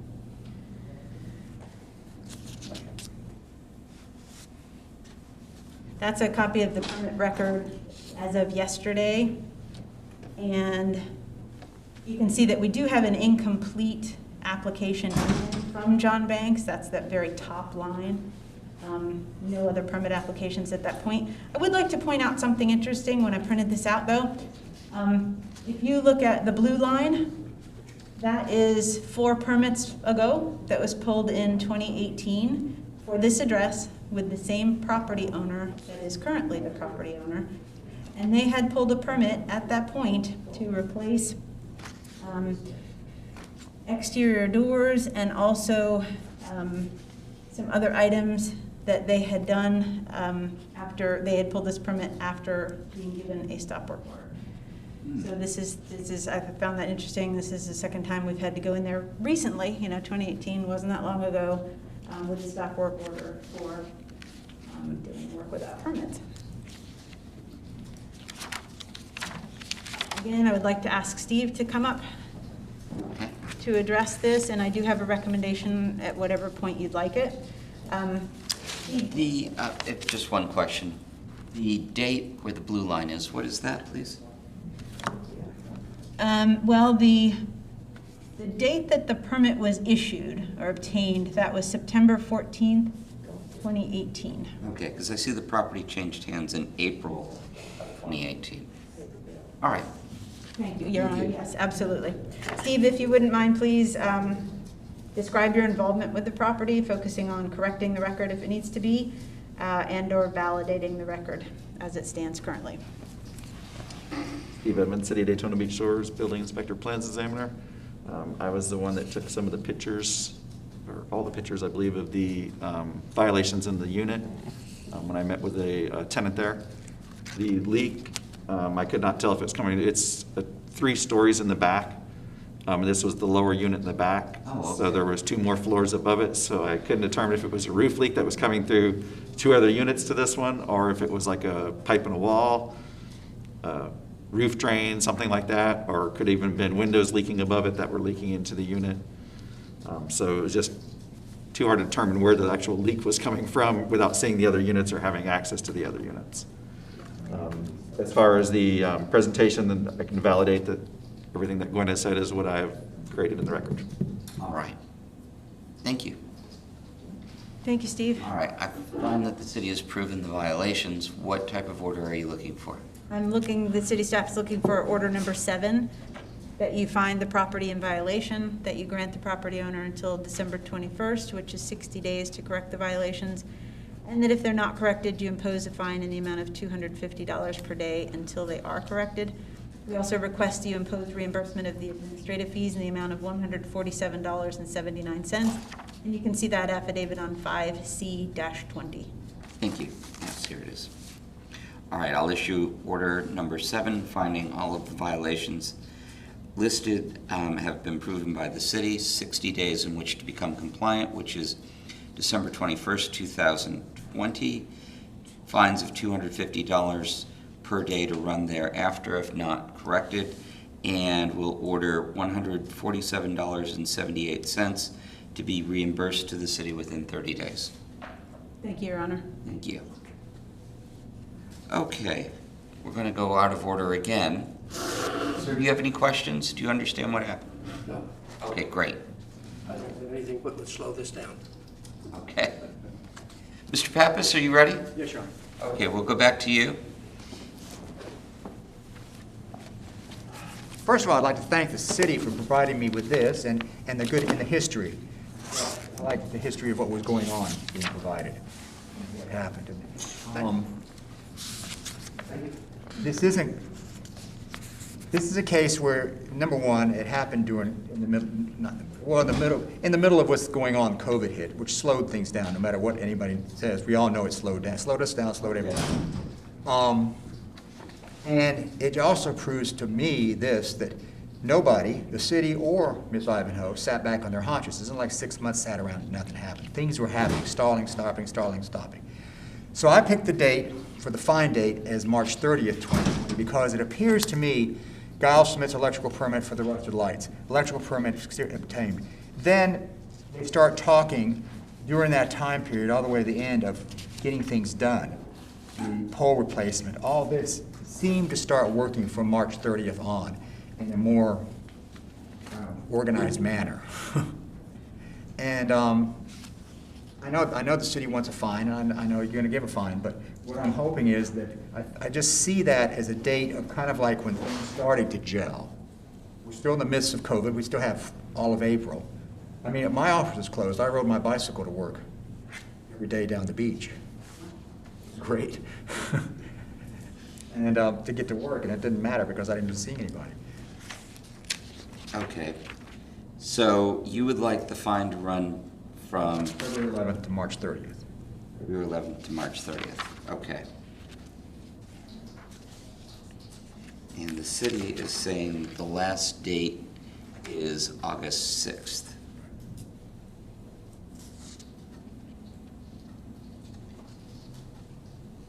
And what about everything that happened after March 30th? Well, that's when work gets started. You know, that's when you have, then you get the building permit application for the pole replacement, the electrical permits. Things start actually, April, all of April is nothing but COVID. That was a really heavy week. That's when churches were closed down, everything was closed down. Work just wasn't getting done, no matter how much I wrote. I guess for, I don't know, judicial notice, if you drove around town, not much was going on. I agree with you. That's why I asked the question of the city, Yeah. what type of activity was going on. Yeah, but it just doesn't look like, and so she was having a hard time finding, and I've got a lady who's older. Right. I understand that, but I'm not going to give her any I understand, but she's, credit for being older. I understand. She could have easily have hired a building manager if her holdings have gotten outside of what she can manage. So I'm sorry, I can't give you anything based upon her being Okay, old. I understand, I was just giving you, We all belong to Oceanside Country Club. I've seen Ms. Ivanhoe there. I have a high amount of respect for her, but okay. So my rationale is that it appears things get, when you dovetail that with COVID problems, things do start moving, albeit slow, but they start moving, and they get done, they get finished. Okay. And are you aware that whatever fine I hand down today is appealable to the city council? Yes. Okay. And also they're gonna be, and if we don't appeal it or it doesn't get, whatever, it gets leaned on the property. Right. I understand that. Your Honor, Yes. respectively, I apologize, I just want to correct the record, it's appealable to circuit court. Circuit court, yeah. Circuit Court. Yeah. I thought that the last fine I handed down, they had their appeal to the city council.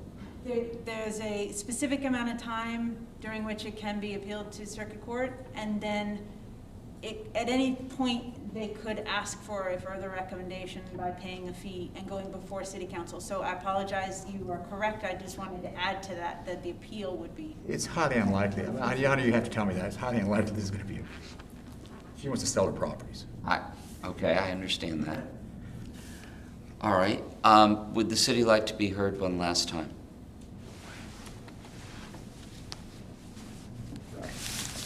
We've got to share. That's okay. Again, the city's not, at least the code enforcement office is not in a position to be emotional about what you do with the fines. I just wanted to point out the notice of this particular violation, along with the others, was first received back in August of 2019. That was when the property owner was made aware that this work had been done but had not had a permit obtained for it. So there has been a lot going on for all of us, and with COVID, but this wasn't something new that popped up during COVID. That's the only thing. Again, we're not emotional. We're glad that the property is compliant. The looks a lot better, and we're grateful for that. I just wanted to point that out. Okay, I appreciate that. All right, looking at everything that's come before me and taking into consideration Mr. Pappas's argument, I am going to grant you April. So I'm going to reduce the period of fine by the amount of days in April, which is 30, which counts for $7,500. So I'm reducing the requested fine from $44,500 down to $37,000. Okay? And are there additional costs to the city for this? Is that a flat 37,000? Yes. For today's, I'm sorry, That's April. I That doesn't- apologize, I have made That number. a mathematical error. Yeah. Thank you. I was like trying to figure that out in my head. I'm only good at doing the thirds on my head. It should be $36,750. Now, that is for the remainder of February, March, and April?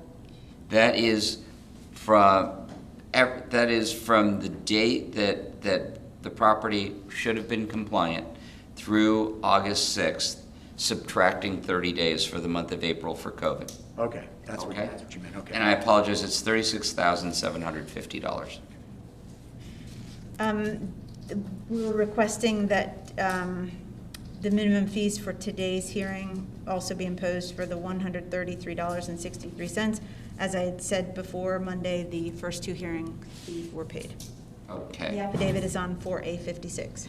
all right, and I'm going to order the $133.63 be paid within 30 days. If you want to appeal my decision to the city council, you have to pay that before you go. Right, okay. And as far as the $36,700, I know that's a lot of money. I'm going to order that within 90 days. Okay, all right. Okay?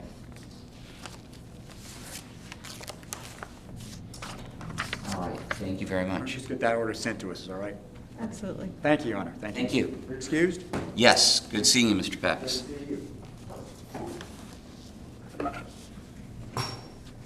All right, last hearing is the B hearing, The hearing, and then the Zoom hearing. and then the Zoom hearing. That's Oh, we have to do, I'm sorry, 5A. We have to go back to 5A? You're right. I'm sorry, the A hearing, yes, we have the B Thank you. hearing. Okay, City of Daytona Beach Shores, first is Christine Josephine Harvey and Teresa Michelle Hens, 125 Esmeralda Avenue. Is there anybody now here representing that property? No. Okay. Ms. Herstein, please proceed. Thank you, Your Honor. This is for code enforcement case CDEF 2020-43, and the property having Volusia County Tax Parcel ID 5335-0105-0300, with the sections found in violation of the sections of code listed in the Statement of Violation Request for Hearing and the agenda support document. This property was found in violation September 5th. Actually, I'm sorry, that on September 5th, 2019, after a complaint about unpermitted work, Matt Thomas went to the site and placed a stop work order at the site at that time. You can see that stop work order on page 5A5, and then you can see his accompanying affidavit on 5A6. And that was for work being done in the property, electrical wiring, and just general remodel. There was a large picture window next to the door as you approached the door, and he could see electrical cords and things hanging down from the ceiling. He could see that it was emptied out inside. What kind of property is It's a this? single-family residence. Oh, okay. I'll start telling you that ahead of time. Thanks. I apologize. It's a single-family residence. September 6th, so the very next day after the stop work order was placed, began conversations back and forth. Multiple conversations were had between the homeowner and members of the building department staff about what needed to be done. She was very eager, young gal, and learning about what needed to take place, so was given some time. And it was not pushed to code enforcement. A neighbor complained in July about weeds at the property. I inspected and wrote a notice of violation at that time and included the unresolved stop work order permitting in the notice of violation, and that for a total of 11 violations. You can see that on page 5A, 8 through 10. Good service was achieved for that mailing. We received on September 8th an incomplete building permit application for this property, and when I say incomplete, it didn't have plumbing, it didn't have, I've got to go back, sorry. It didn't have plumbing permit application yet, an electric permit application yet, and it was missing some of the specs, like for the garage door, et cetera. And since then, I do believe we have received the plumbing and the electrical, but I don't think it's gotten to the point where we've gotten all the specs, so we're getting closer, but we're not there yet. I re-inspected September 14th, and I saw that of those 11 violations, 2 had been rectified. So basically, the trash bins were no longer in front of the house. And there was a fence panel that you can see in the top right corner that had fallen over, and it was reattached and put back in place. So You didn't fix the broken window? not yet, sir. Okay. So I sent a statement of violation, request for hearing, and notice of hearing for the 9 violations on October 2nd. Good service was achieved October 5th for that mailing.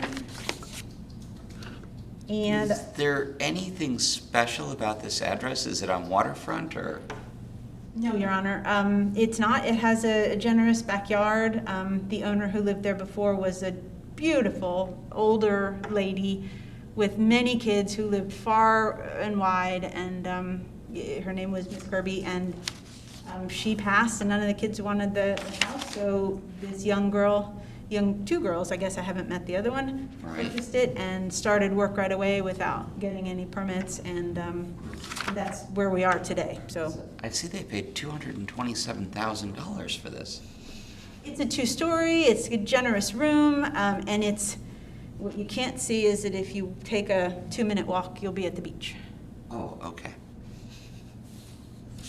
Okay, so quickly, I'll go through the violations.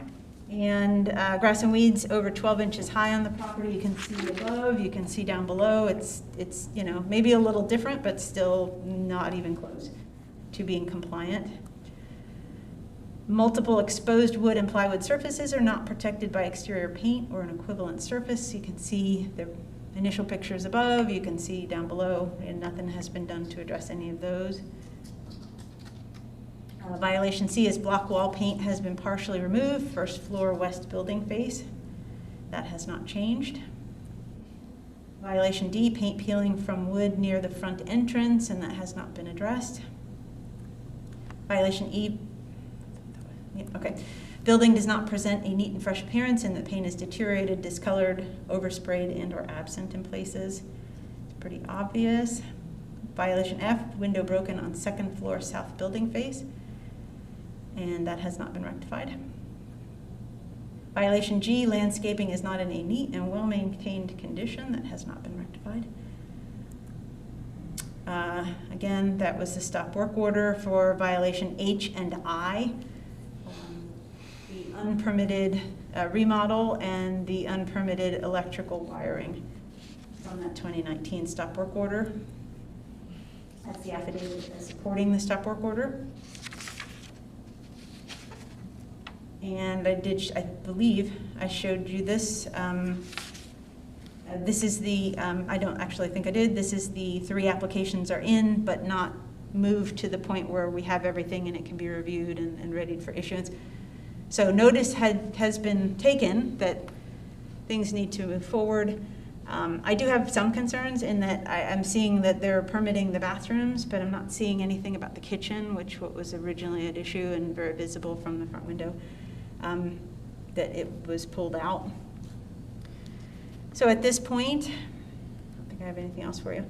At this point, staff is requesting an order number 7. Okay. That you find the property in violation, that you grant the property owner until January 19th, which is 90 days to correct the violations, and that if they're not corrected, you impose a fine of $250. You can see that on page 16. Okay.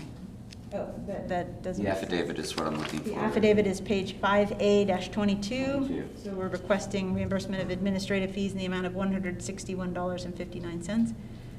Okay, all right. I find that the city has proven all of the violations as listed, giving the homeowner 90 days to repair and bring the building into compliance. That would be January 19th, 2021. After that date, $250 a day fines will accrue. Order $161.59 to be paid within, I'm going to make it 60 days because there isn't a representative here, so they're not hearing it today. That'll give them time to get the mail, correct it, or assess it and bring it back. So 161.59 within 60 days. Thank you, Your Honor. Thank you. Now, our next one is the Zoom hearing. That is correct, and. Okay, so we'll be in recess for 5 minutes. Thank you, Your Honor. Okay? Thank you. I really wanted to stand up anyhow. Sherry, am I going too fast on those orders? No, you're fine. Okay. Thank you. I can always go back and listen if I miss it.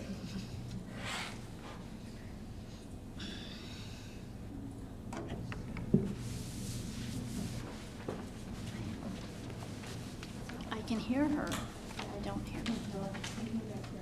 Some of these buildings, I just don't understand why they don't demolish them.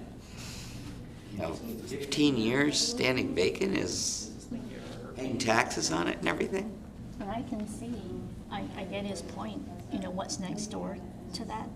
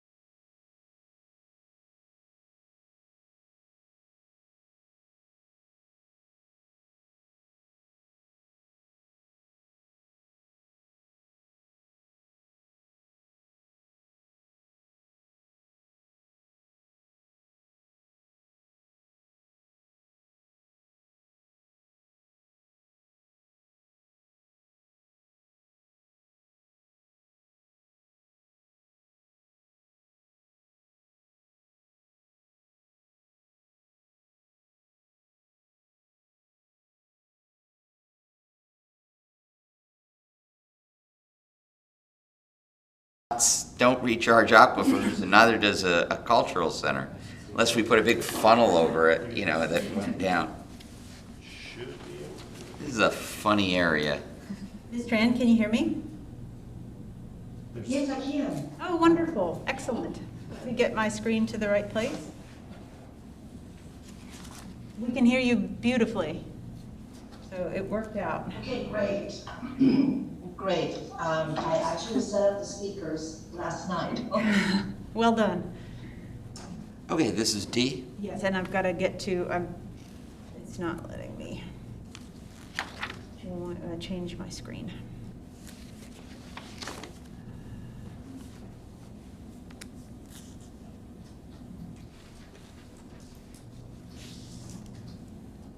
David, can I get your help? Okay, it started shifting. Hardware.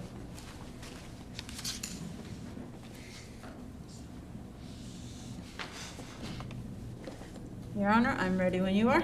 And I believe Ms. Okay. Tran is too. She is the Ma'am, your name is, please? Susan. Susan. Okay. Susan, for your benefit. My legal name is Benon. Benon. And, but I go by Susan. All right. Well, I'm going to call you Ms. Benon. Your first name, your last name is Benon, or your first name? No, my first name is Benon. Okay, what's your last name, please? Tran. I am. Tran, T-R-A-N. P-R. T as in Tom. T-R. This mask is not helping, but yes, T-R-A-N, Tran. Train. Okay, thank you. All right, Ms. Train, good morning. My name is Stephen DeLaRoche. I'm the General Magistrate for Code Enforcement here in Daytona Beach Shores. The way this hearing is conducted is the city presents its evidence first, and you will have an opportunity to cross-examine them, that is to ask any question you want. That is not your turn to testify. After the city is done with its case, you can present anything you'd like. You may call yourself as a witness, you may call other people as a witness, you may present material evidence such as photographs, documents, whatever you would like, and then I will make my decision. Do you understand how things go? Sure. Okay, and you can hear me fine? Yes, I can. All right. Ms. Herstein was previously sworn in an earlier hearing, so I'm going to ask her to begin. Thank you, Your Honor. And I would like to remind everybody, we do have a 4-second delay that's unavoidable, so we'll all just hopefully be patient with that and do the best we can with it. This property that we're bringing before you is owned by Hui Management, LLC. The violation address is 2400 South Atlantic Avenue with case number CDEF 2020-09. And the property has a county tax parcel ID number of 5322-0305-0180. This property was found by staff to be in violation of the City Code of Ordinances, with the violation listed in the, as they're listed in the Statement of Violation, Request for Hearing, and Notice of Hearing, and the Agenda Supplement. There are 11 violations in this, for this case, and I would like to show you pictures and evidence for those, but first I'd like to give a brief background and history of how we got to this point. And what kind of structure and usage is this? This is a single-story commercial building that has been used, I believe the last 2 times it was in use, it was as a bar, it was Drifters, and it was the Axe and Shield, and it's inside is still set up as generally as a bar. There's a bar. Okay, thank you. Thank you, Your Honor. This case began with a certified mailing about the new certificate of compliance vacant property hearing a procedure along with an application, and good service was achieved on that mailing. Was not a notice of violation, just an instructional letter. We received the certificate of compliance vacant property application back voluntarily, which was wonderful. We were eventually able to schedule an inspection of the property, and that was to take place on January 30th. It did, and after that inspection, A notice of violation and deficiency list letter were mailed to the property owner February 28th. Good service was not achieved, however, until April 2nd. It took a second mailing, basically with that first mailing, which happened a little bit around the first early months of COVID. Some of the mailings sort of dropped off the face of the earth. So out of an abundance of caution, I remailed it. I had, however, emailed the 2 letters to the property owner, so she got to start work on it a little bit sooner. I had sent that to her February 28th by email, and to another email address that they've provided that they wanted it sent to. About a month later, Ms. Tran said she would be, after having investigated, talking to some contractors, et cetera, about April 22nd, Ms. Tran said she would be turning off the utilities and would not be addressing the violation lists as she planned to sell the building. We had a brief emailing back and forth about that unfortunately I couldn't just stop the proceedings moving forward based on planning to sell the building or having utilities turned off. On June 15th, we were advised by Ms. Tran that the building had been broken into, unfortunately, and a front window was smashed out. She got that boarded up pretty promptly. We also, during that conversation, talked about the roof opening, because they'd had the roof redone, but there was a roof opening, which I'll show a picture of at some point. So we talked about what that might have been from, since it was a newer roof. She told me that the electrical work was going to be too expensive. She'd looked into it, and she asked if she could please appeal the notice of violation and the deficiency letter. And I explained the process, that she had not been before the special magistrate yet, and that there was an appeal process after that, but at this point there was not an appeal, a point from which, what she could appeal, really, but that this would be the venue today. I re-inspected the property on August 24th, 2020, and from that re-inspection, saw that all of the violations remained at that point, with the weeds being a little more extensive than they had been, and also the front window remaining boarded since the break-in. I generated a statement of violation request for hearing and notice of hearing, and good service was achieved for that mailing. That was for the September hearing, at which Ms. Tran requested a continuance, which was granted until today's meeting. The order of continuance was sent immediately after the meeting, within days of the meeting. Our IT department went to great lengths basically to make it possible for Ms. Tran to be able to participate by Zoom, which was her request. I explained the ways that she could submit evidence for the hearing, because there were a couple different ones, and she chose to be last on the agenda so that she didn't have to start at 6 in the morning, which is totally understandable. I did want to say about the Zoom, the city does not plan on continuing the Zoom platform. It's an expense that we pay for that's duplicative of other services that we have available to us. So unfortunately, this is probably the last meeting that we're going to be able to offer a Zoom hearing, but there should be other things available, like Teams, another way to do a similar thing. Okay. But I did want that to be put on the record. Ms. Tran sent exhibits for today's meeting between 3:30 and 4 yesterday. And I have those. Thank you, Your Honor.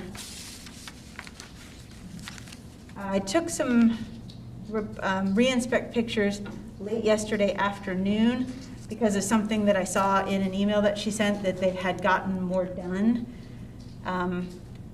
during that re-inspection, and I have some pictures for you, not extensive, I just have 2 screens to show you.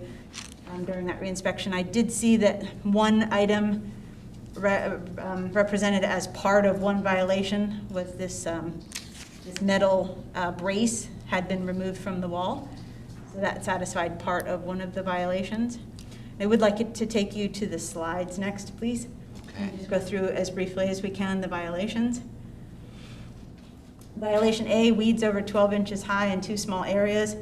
It started, like just a little bit in the back, The next time that we went, August 24th, they were higher in places. There's a big pile of brush that actually is still there as of yesterday.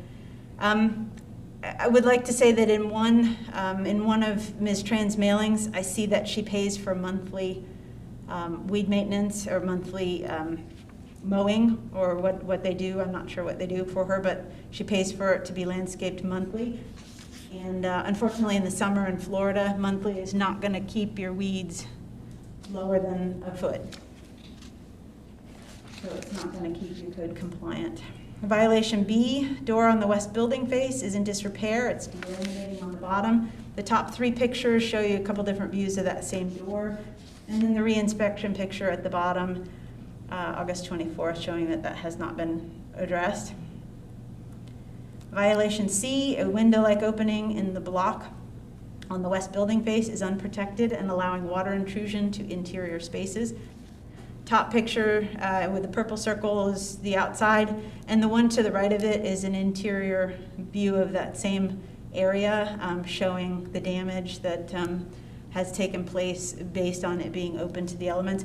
As I recall, years ago, there was an awning over that. It jutted out somewhat significantly. It was a little wooden structure, and it fell into disrepair. And the owner at that time, I don't know if it was Ms. Tran or not, I don't recall, but the owner at that time chose, rather than fixing it or replacing it, they just chose to remove it to remedy that particular violation, but it did cause other issues. How did you gain access to the interior of the building? After that vacant, the certificate of compliance vacant property application was submitted. That application generally, in addition to providing some other contact information, it tells us how we should, set up the inspection, with whom, phone numbers, dates that they prefer, times, that kind of thing.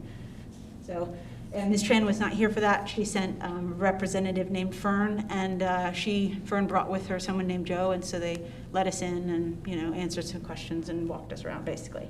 Okay. Violation D, the opening on the west building face immediately behind the irrigation pump is unprotected. Basically, the electric has fallen out of the wall there, and it leaves a hole perfectly sized for a mouse or some kind of vermin to go in. You can see in the lower picture that that's still there. Violation E, uncapped pipe through the exterior wall to the water heater does not present a neat and fresh appearance, could replace the flue or remove pipe, metal strapping, and water heater as unused elements.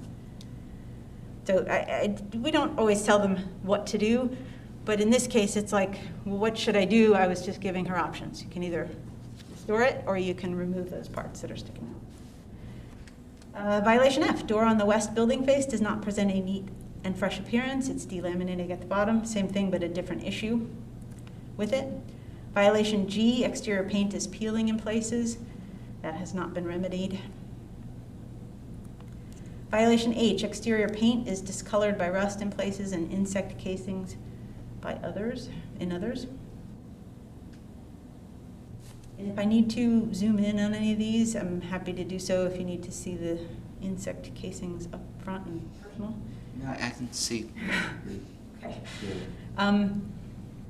Violation I, exterior electrical elements are rusted and deteriorated in multiple places around the building. Some conduit is broken. The conduit broken, you can see in the right picture on the upper left. That has not been addressed in any way. Violation J, satellite dish and metal strapping on west building face are non-functional elements and should be removed. Violation K, the building remains vacant longer than 60 days without obtaining a certificate of habitability, which is now called a certificate of compliance vacant property. And then I would like to briefly go through the interior deficiencies, so you know what we're talking about with regard to time frame and the items that are causing them to not be able at this point to get a CCVP, the certificate of compliance vacant property. Okay. Deficiency 1, opening and roof for mechanical equipment leaves building interior open to the elements. Evidence of water intrusion exists. The right picture is just a close-up of the left area where you can see daylight streaming through. And you can see, if you look at the left picture, you can see sort of in the box created around that flat metal piece, you can see the rust where it has begun to corrode that interior ceiling. So deficiency 2, concrete block, non-glazed window opening on west building face leaves building interior open to elements. Drywall deteriorated, involves electrical outlets. The right picture is just kind of a blow up of the under area of that window. Deficiency, and the property, at that point, the property had power to it, so that was definitely a concern. Deficiency 3, evidence of rodent infestation exists at the end of the hallway immediately north of the walk-in cooler. Top picture shows kind of where in relation to the kitchen it is, and the bottom picture is more of a close-up of that area that was a hole through the wall, and you could see the scatter and the litter that they had kind of coming out of that hole. Deficiency 4, flexible electrical cords. Those are the yellow ones with temporary lighting have been strung throughout and below the rafter area. That is not to code. Deficiency 5, electrical wires and sockets protrude in places with no covers, though electricity to the property is live or was at the time. Deficiency 6, conduit in rafters is broken in at least 2 places. 7 and 8, tiles are loose in the center of the main room, creating a trip hazard. And 8 is electrical conduit in the center of the main room holding 4 square boxes is unprotected and unmounted. So basically the tile was uneven and kind of had been placed there, but it rocked and it was definitely a trip hazard. And then this pole is not something that someone responding to an emergency would anticipate just standing there in the middle of the room. PVC pipe extends below the rafter level from a hole in the south wall. I hope you don't ask me what that's there for, because I really don't know. And then this was taken, these 2 next slides were almost at the end, were taken at yesterday about 4 o'clock. You see that the rust is still on the exterior of the building. You can see it very visibly near the numbers, the numerals for the building. Everything as much as it was, still rust in places on the roof. Electrical boxes rusted and the window still boarded. Again, there's showed another view from the back and sides. There's actually more litter and debris than there has been in a while. Was anything fixed from the time of notice till today? There was in the evidence, and she can go through that with you, but there was evidence of some money spent on some of the interior, like pest control, that kind of thing. From today, I will say that that metal strapping that I showed you in a couple places, yesterday when I went at 4, the only thing that I could see clearly that had been addressed was that that was removed. Whether it was intentionally removed or it blew off, I couldn't say. I didn't see it lying on the ground, so I guess it was intentionally removed, but that's the only thing that I see that was clearly rectified, including the weeds are, up again at the foot mark. So I don't see anything else that was addressed. Okay. And did you want this placed in evidence? You did not? Thank you very much. I would like all the documents that provided by the city in the Code Enforcement Special Magistrate Notebook for this case be accepted as evidence along with these slides, which have just been shown. Okay. Thank you, Your Honor. Ms. Tran, any objection? I'm sorry, I did not hear the last part of it. Okay. The city is asking that the slides that were just shown, as well as the documentation explaining the slides, be placed into evidence. This is your opportunity to voice an objection if you have one.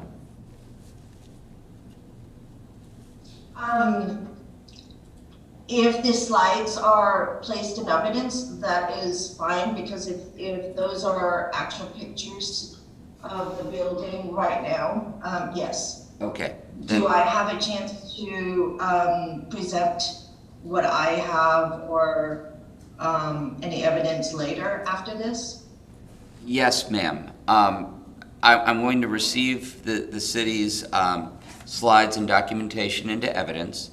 At this time, it is your opportunity to ask any questions you have of Ms. Herstein. It's called cross-examination. If you You can ask her questions, or you can choose not to. And then I will give you a chance to present any evidence you'd like, and as well as any testimony. Okay, Okay? Do you have any questions for her? yes. Proceed. No, I don't. No questions. Okay. Would you like to say anything on your own behalf? Yes. All right. Would you please raise your right hand and be sworn? Thank you. Do you solemnly swear to tell the truth, the whole truth, and nothing but the truth, so help you God? Yes. Okay. What would you like to tell me? I would like to, I don't know whether you have any of the letters or transmissions that was presented, so that yesterday that I sent to Ms. Gwen Yes, I do. with Exhibit A through E. Yes, I do. Okay. Although,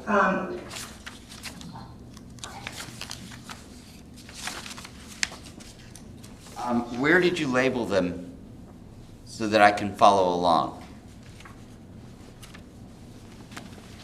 It would be in the, it would be in the body of the email. I highlighted where she labeled. Oh, the okay. face of the email, and then sometimes there are support documents, like attachments to those emails. Thank you. I see it now. I'm used to them being written at the bottom in larger type or text than what is normally the body. So I understand, and I have them all. Okay? Okay. So what would you like to tell me? Okay, at the very beginning, I know that, I apologize, I have to do this Zoom. I'm actually sitting in San Diego right now. For the last meeting, there was a meeting prior to this, and I had met every single thing, every single item on the list that was presented. In total, since I had the property, I can tell you what we did do to it and what was approved by Gwen.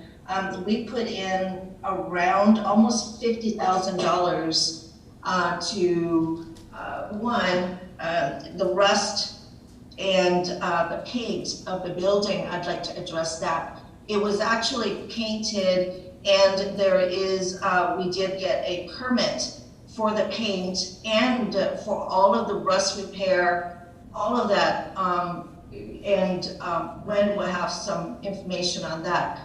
The painters and even the roofers that actually went out and fixed all of the prior things that was done to the building. So I actually painted the building, even though we were in negotiations for two different restaurants that were franchises that were coming in with different colors than what we painted for the building, but there was only an approved list of paint colors. So we actually just had no choice but to meet code. We painted a color that even, it was not negotiated. The property has been for sale. So for example, any of the interior pictures and things like that, I can't really do anything about the tile or things like that, because it is being sold to renovate, for someone to come in and build their restaurant concept. So I originally purchased a building and was going to put in a steak restaurant, and my partner out of Texas, who has several different restaurants, backed out at the very last minute, and that is why the property is up for sale. As far as the roof is concerned, that is a brand new roof that was done by Suncoast, and I believe I paid somewhere in the neighborhood of $30,000 for that roof. The opening that is seen is actually, it's for and I did have Suncoast come out, again, twice, and they also, Ralph, who is the manager there, have indicated to me that the opening is for, does not have water intrusion, and it's for the bracing for the future AC. So that was what I was told, and you know, again, it's a brand new roof, so I'm not really sure what's going on, because I did have my realtor as well as a contractor come out there and check, and they did confirm that it was, that there was no water intrusion. Okay, it's a little unusual to have a hole in a new roof, though, isn't it? They did it, it's not actually a hole. From what I was told by Ralph, and there is let me check to see what exhibit it is with me forwarding to Suncoast, and actually Gwen would have all the information on the permits that were done, and that it is a brand new roof that's on there.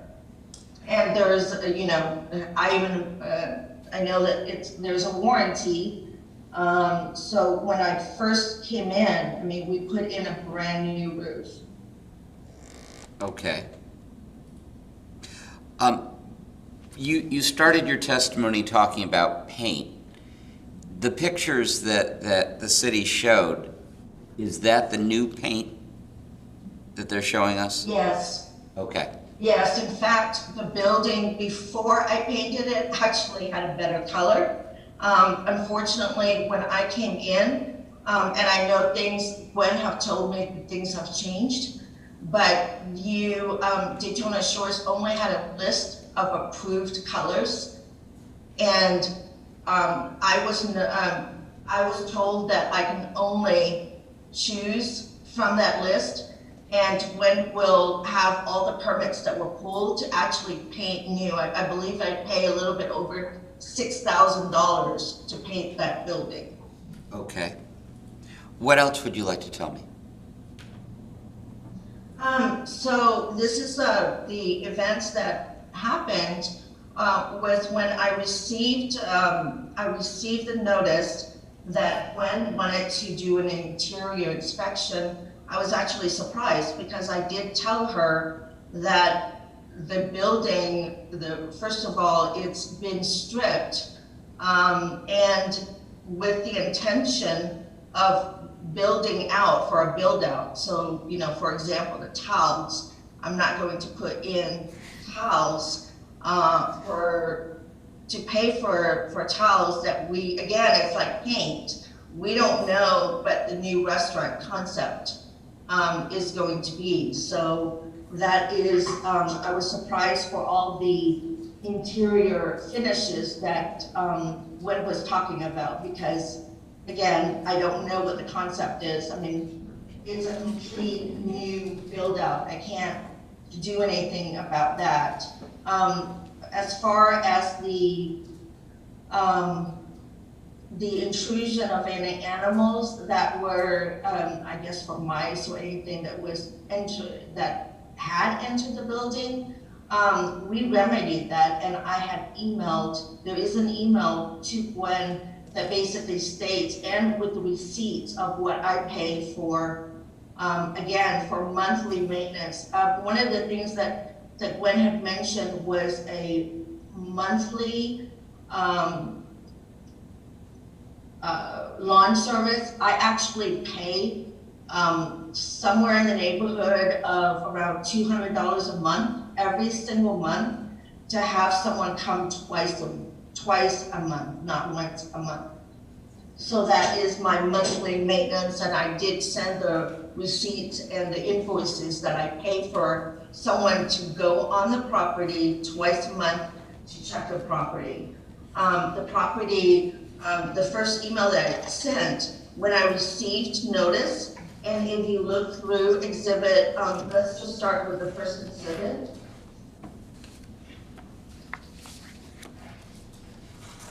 So there is a list of all those items that was presented, especially with the roof and the electrical.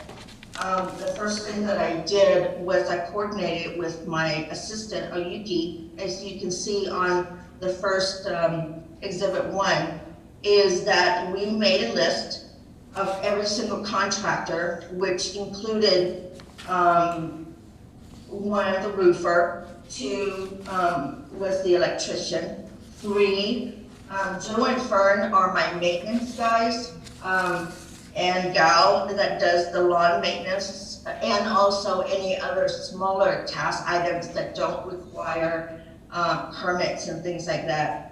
And then there was a list sent out to the electrician.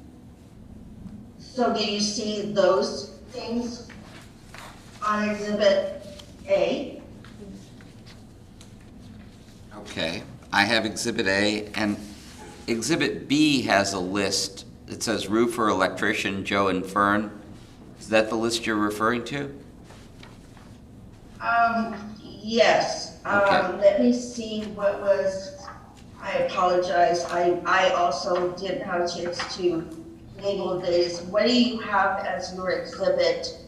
I guess I could go on my computer. I apologize. I do everything. That's okay. What do you have as your exhibit A? Exhibit A, it was sent by you Tuesday, October 20th at 3:39 p.m. And it basically says, "Hi Gwen, I'm in receipt of your list of items. I will need more than 30 days to rectify a situation that needs permits, both from a roofer and electrician." That's the face of Exhibit A. Okay, so from the first thing was that on Gwen's list were issues with the roof. I did contact Ralph, who is from Suncoast, and he came over there, and he has actually, the opening was addressed even beforehand, and then the roofer actually had some work done that had permits before even this notice, and assured me that the opening is actually for some bracings, and it does not have any water intrusion. And he went inside the property himself? I did not go, I did go into the property the last time I was able to fly over there before we was shut down. I did go to the property. We had the roofers come out at that time. In fact, there was a meeting, there was a code enforcement meeting based on that, and the roofer, I believe the roofer, one of the roofers was actually in the meeting, and he went over there, and permits were pulled for that process. When was the last time when was the last time you were in the building, personally? Okay, personally, the last time, I believe it was sometime last year. Now, my maintenance guys have been in the building every other week, and the building has actively been listed for over a year. So my realtors, and also anytime that there's a showing in and out of the building, I actually have emails, which I did not present from my realtor, that says there is no water intrusion. Okay. Anything else you'd like to tell me?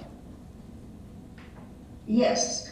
So I did present all the list of the items, and this was back on March, And sometime in April, which is, I believe, is Exhibit C. Okay. Do you see an email that was by April 22nd? Yes, I have it. Okay, so since I'm in San Diego, we were actually completely shut down. And in the meantime, in March, we had a complete shutdown. We actually even had a curfew. So, had actually major issues with, starting of fires and things like that. So we had quite an emergency in San Diego. So on April 22nd, I wrote a letter that basically says that due to an emergency, because I have buildings and businesses in 4 states, 50% of my rentals went into arrears, meaning that my tenants and things like that were asking for extensions and things like that. So basically it was 50%. And I realized that the building that is for sale might have a problem in selling it, especially if we were having a complete shutdown. So basically, I had emailed my assistant and all 4 of my offices in 3 states to say that if anything that is being done in terms of, because we are in the middle of renovations on several buildings, Texas being one of them in 2 locations, and in Daytona in the East Coast.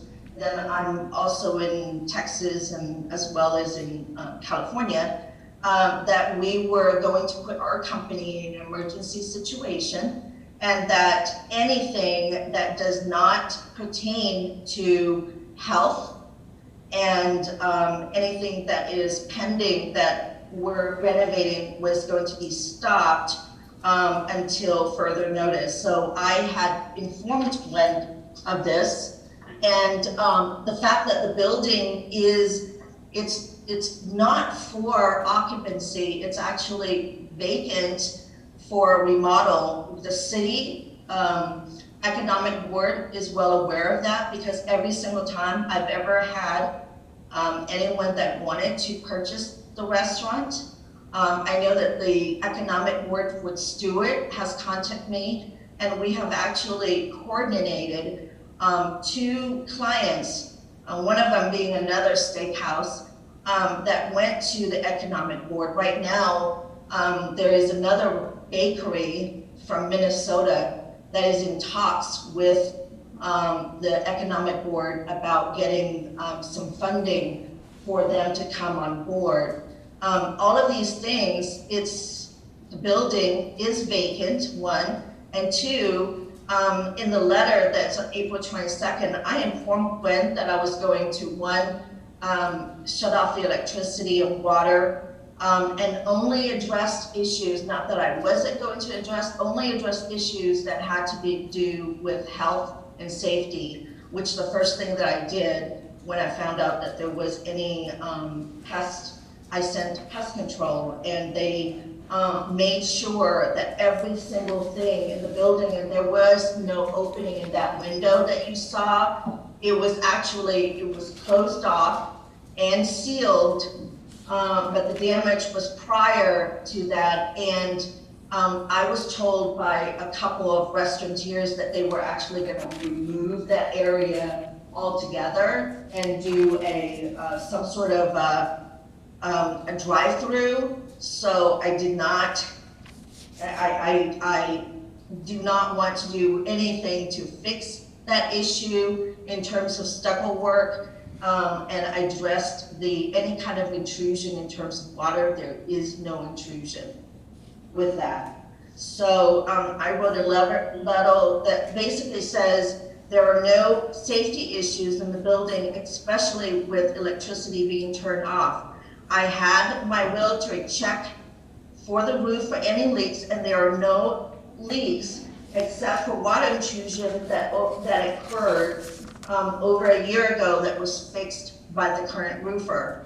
My Ms. first priority Tran? right now as a real estate management company is to concentrate on maintenance of existing occupied buildings and not do any kind of issues that does not have anything to do with tenants, because obviously that building is a complete remodel.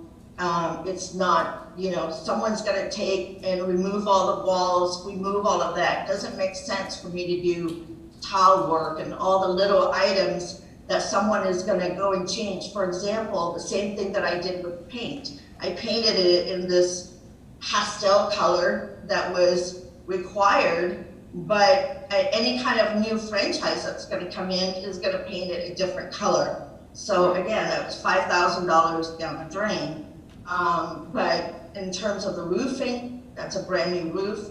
And you can actually get a list of all the permits that I did pull, and it is quite extensive, and it adds up to over $45,000 that was put in to make sure that the building was safe, but it's not occupied. There's no way that building is going to be occupied. As you see, everything's been stripped inside to be able to have the next person, either it be a steak restaurant or bakery or anything, make it their own. And I did that. So I put the request for electrical work and other contractors that require permits is too expensive, and that it's going to be a waste of money for me and for the next person who's going to purchase it, because they have their own ideas about what they're going to do or what kind of permits they're going to do. It is under the vacant program, which is, it's unoccupied. I'm not planning to occupy it until there's a restaurant person that's going to do it, because they're going to have to remodel, they're going to have to redo and put in electrical. And the most sense for that building is that there are people that want to, basically do a drive-through, because it does already have an existing drive-through restaurant. So right now, Stuart from the Economic Board, or I don't know if he's still there, but there is someone that actually is staying in Florida for 3 weeks. She's flew in from Minnesota and has spent 3 weeks at the city planning and the Economic Board to put in this bakery in the drive-through. And I know for a fact there is no way that I'm going to hire an electrician to go in and do electrical work when, one, it's a vacant building, and two, there's no, I don't even know what kind of electrical work. Ms. Tran, Ms. Tran, I've let you go on for a while. First, anything that you tell me that somebody else has told you is not acceptable testimony. That's why I asked you the last time you were in the building. There may or may not be water intrusion. What I'm mainly concerned about is the exterior appearance of the building. And the only electrical that the city is talking about is not interior electrical, but exterior electrical. Hold on, Gwen, I know. Could you address some of those concerns, the exterior electrical? Have you done anything about that? I have not done anything with the exterior electrical, because it's not even being in use. And I don't know, other than capping it, what else I can do to it. Okay. Now, I appreciate that you have people that cut your weeds and everything, or grass, but it doesn't appear that they're doing a very good job. And while that's not the most important violation, you might want to talk to them about it. Did you replace the door that she showed a picture of? The door, no, I did not replace the door. What I addressed is also at the very bottom of the door, there was any intrusion, but the back door, we did not address it because we don't know what the new person is gonna put in. There was some work by an architect that came in, and they wanted to basically close that area off and move the kitchen to the other side, Okay, I which understand. would make for a new door Well, I for understand. the drive-through. Right. I understand that you don't know what the purchaser or the new renter is going to want, but in the meantime, that building still occupies a space in the city, and it has to be brought into compliance. And I do appreciate the fact that you're in California, and it is difficult to manage something so far away, particularly under the travel restraints that a lot of people are under. Plus, you also had the fires out in San Diego, and I know that as well. Yes, actually, as we speak, yeah, I'm looking at a hillside with all the, that's turned red from the fire retardant, so yes, absolutely. But what I would have suggested is that you send a representative here that has actually had eyes on the property, as opposed to you who have not. Is there anything else you'd like to tell me? FYI, I did inform Gwen that I was going to try to have someone, my Fern, who she met for the interior, to look at the interior building. Fern actually moved out of Daytona, so she's in Jacksonville, and I did try to coordinate for her to be there with pictures. Unfortunately, I was not able to do that for my realtor. On the other hand, I think that I would probably need, maybe the next meeting for her to come with pictures and things like that. But she's been in the building, I know, she's been in the building about 4 times this week, mainly because of the bakery people and their contractors. They've been in and out, and I know they were there about 4 times. Okay.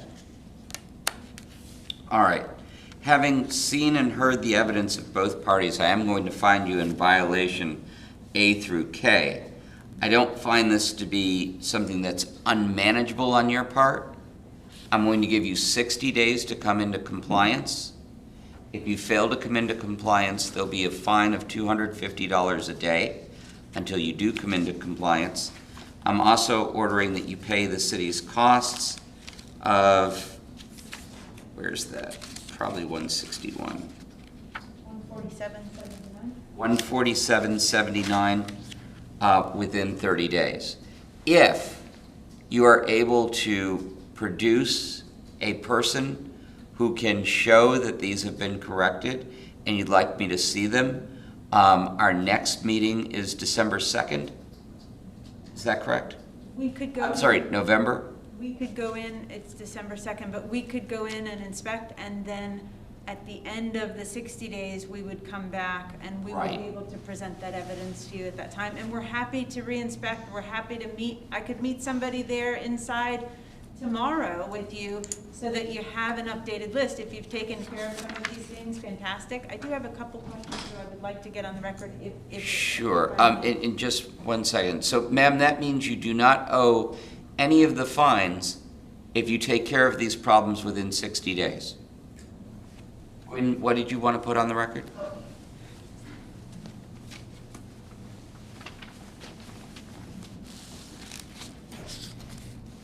Ms. Tran, you said you spent $45,000 before this code enforcement, the $45,000 on the building. I remember the roof and some of the other things that you did, the painting, and that was all before this code enforcement case was started, correct? That $45,000 was all before this code enforcement case started, correct? Yes, that's correct. Okay, thank you. And we discussed this roof opening previously. Do you recall me asking you to have whomever is up on the roof telling you it's all good to send us pictures of what he's seeing so that we can say it's all good too? Because it's unusual to be able to see sunlight like that streaming through a roof and evidence of water damage around it for there not to be an issue. It's conceivable, but we can't go up on the roof, you know, but if somebody who is an expert looking at it can tell you this is why it's okay, have them take a picture or two and then send that. Do you recall me asking you to do that previously when we talked about it? Yes, and I think I sent you an email from that I had sent a request to Suncoast to go over there and to take the pictures. They, there were 2 other people that confirmed that there was no water intrusion, but I did not get any pictures from Suncoast. Okay, that's key. That's key, so that the building inspectors who would normally look at a roof can look at it and say, oh, that makes sense. I see how that's not an issue. Or, nope, your issue is right here. Do you understand where I'm coming from? It's very unusual to be able to see sunlight from the inside of a dark building coming through the roof and also evidence of water damage without there being a problem. If there isn't a problem, we want to be able to check it off the list. But if I apologize, Gwen, could you repeat that? The speaker or is going in and out. I apologize. Sorry about that. Are you aware that what the city's asking is for you to have whomever's telling you that there's not an issue, submit those pictures to us and explain why it's not an issue? That doesn't it seem unusual to you that there is evidence of water damage and sunlight coming through, you can see on the inside of the roof? If it's not an issue, show us why it's not an issue. Have your contractor show us why it's not an issue. Does that make sense?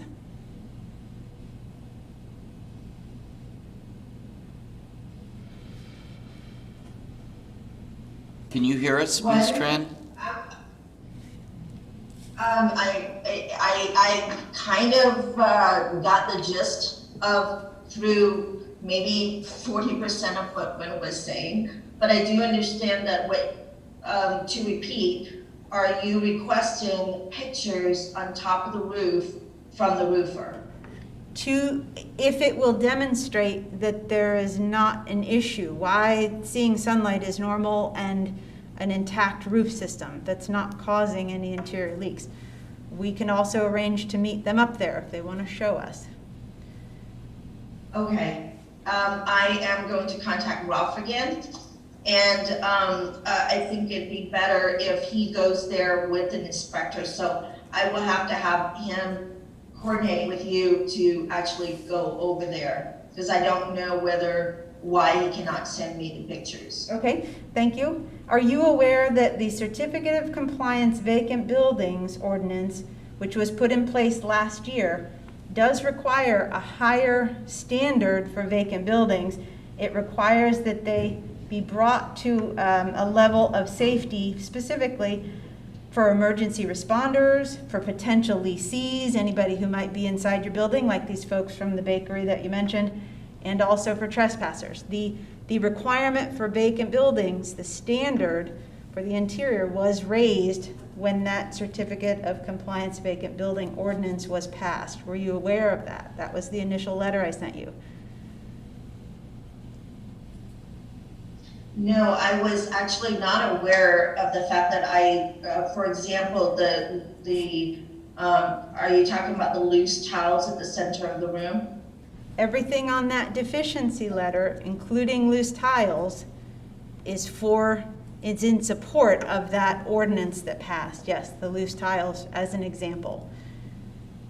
We didn't used to ask you to go inside your building and now we do, because this ordinance passed, which I sent you a letter for back in November, I believe. I can check the record, which I do show that you received. And that's when you responded with the application for the Certificate of Compliance. And that letter was explaining that there is a higher standard in place now. That's why we want you to do certain things that we hadn't asked you to do before. let me ask you another question. Can you envision, well, first of all, are you aware that we're happy to meet? You said Fern's moved, but she's still only in Jacksonville. We're happy to meet Joe. We're happy to meet someone else that you appoint to. Okay, Just a minute, what just a minute. Ma'am, please let me finish. To re-inspect at this point in 2 weeks, whenever it's convenient, so that we can see what you have done, and if some of these interior items we're able to check off, we'd rather all be on the same page so that you know that we're saying that's not acceptable. We know that you're trying to sell the building, but unfortunately, we're not able to just say, okay, we'll wait until that happens.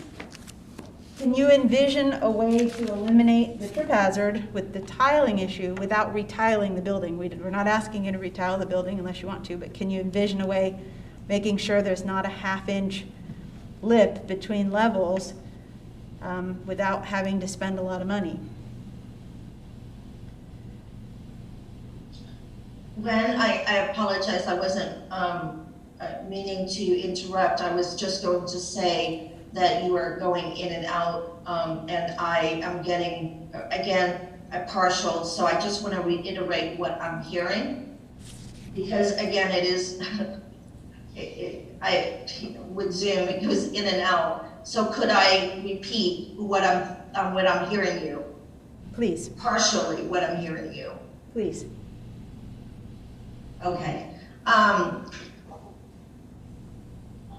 you saying, I heard something about the towels, and I heard about the letter that was sent that had a higher, higher requirement for vacant buildings and having to go into the vacant building, and something about the towels being loose. I'm going to address the towels because, as you see, and it is the evidence E that is in the exhibit that I'm sending, and it was a letter that was from the Fern who you met, and I believe it was she sent it in September, that she did remove all loose towel from inside the building. Did you see that? We are requesting that you set up an interior inspection with us again, so that some of these items, you can tell me that you removed the tiles, but I need to make sure it didn't create a lip of over more than half an inch, because that's still a trip hazard. There are other ways you can deal with that pretty simply, but maybe it's time that we set up an interior inspection so that we're all on the same page with what is still outstanding. Because I haven't been able to sign off anything on the interior. I just would like to say yes, that I received a green card back on November 21st of 2019, that you received a letter describing our certificate of habitability, certificate of compliance vacant property, that was explaining that this threshold, the standard had increased, and that was why we were sending you that application, which you did return. I just want to make sure that we're on the same page. Yes, it's a little different than it used to be, but that's why.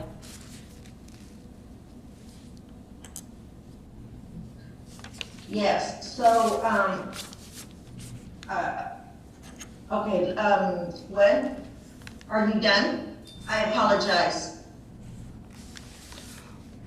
I'm not sure that you heard all of my points. I will summarize them and put them in an email if that's acceptable. I would think that's best. You've put it on the record, and perhaps if you put it in an email, it'd be something that she could refer back to. Thank you.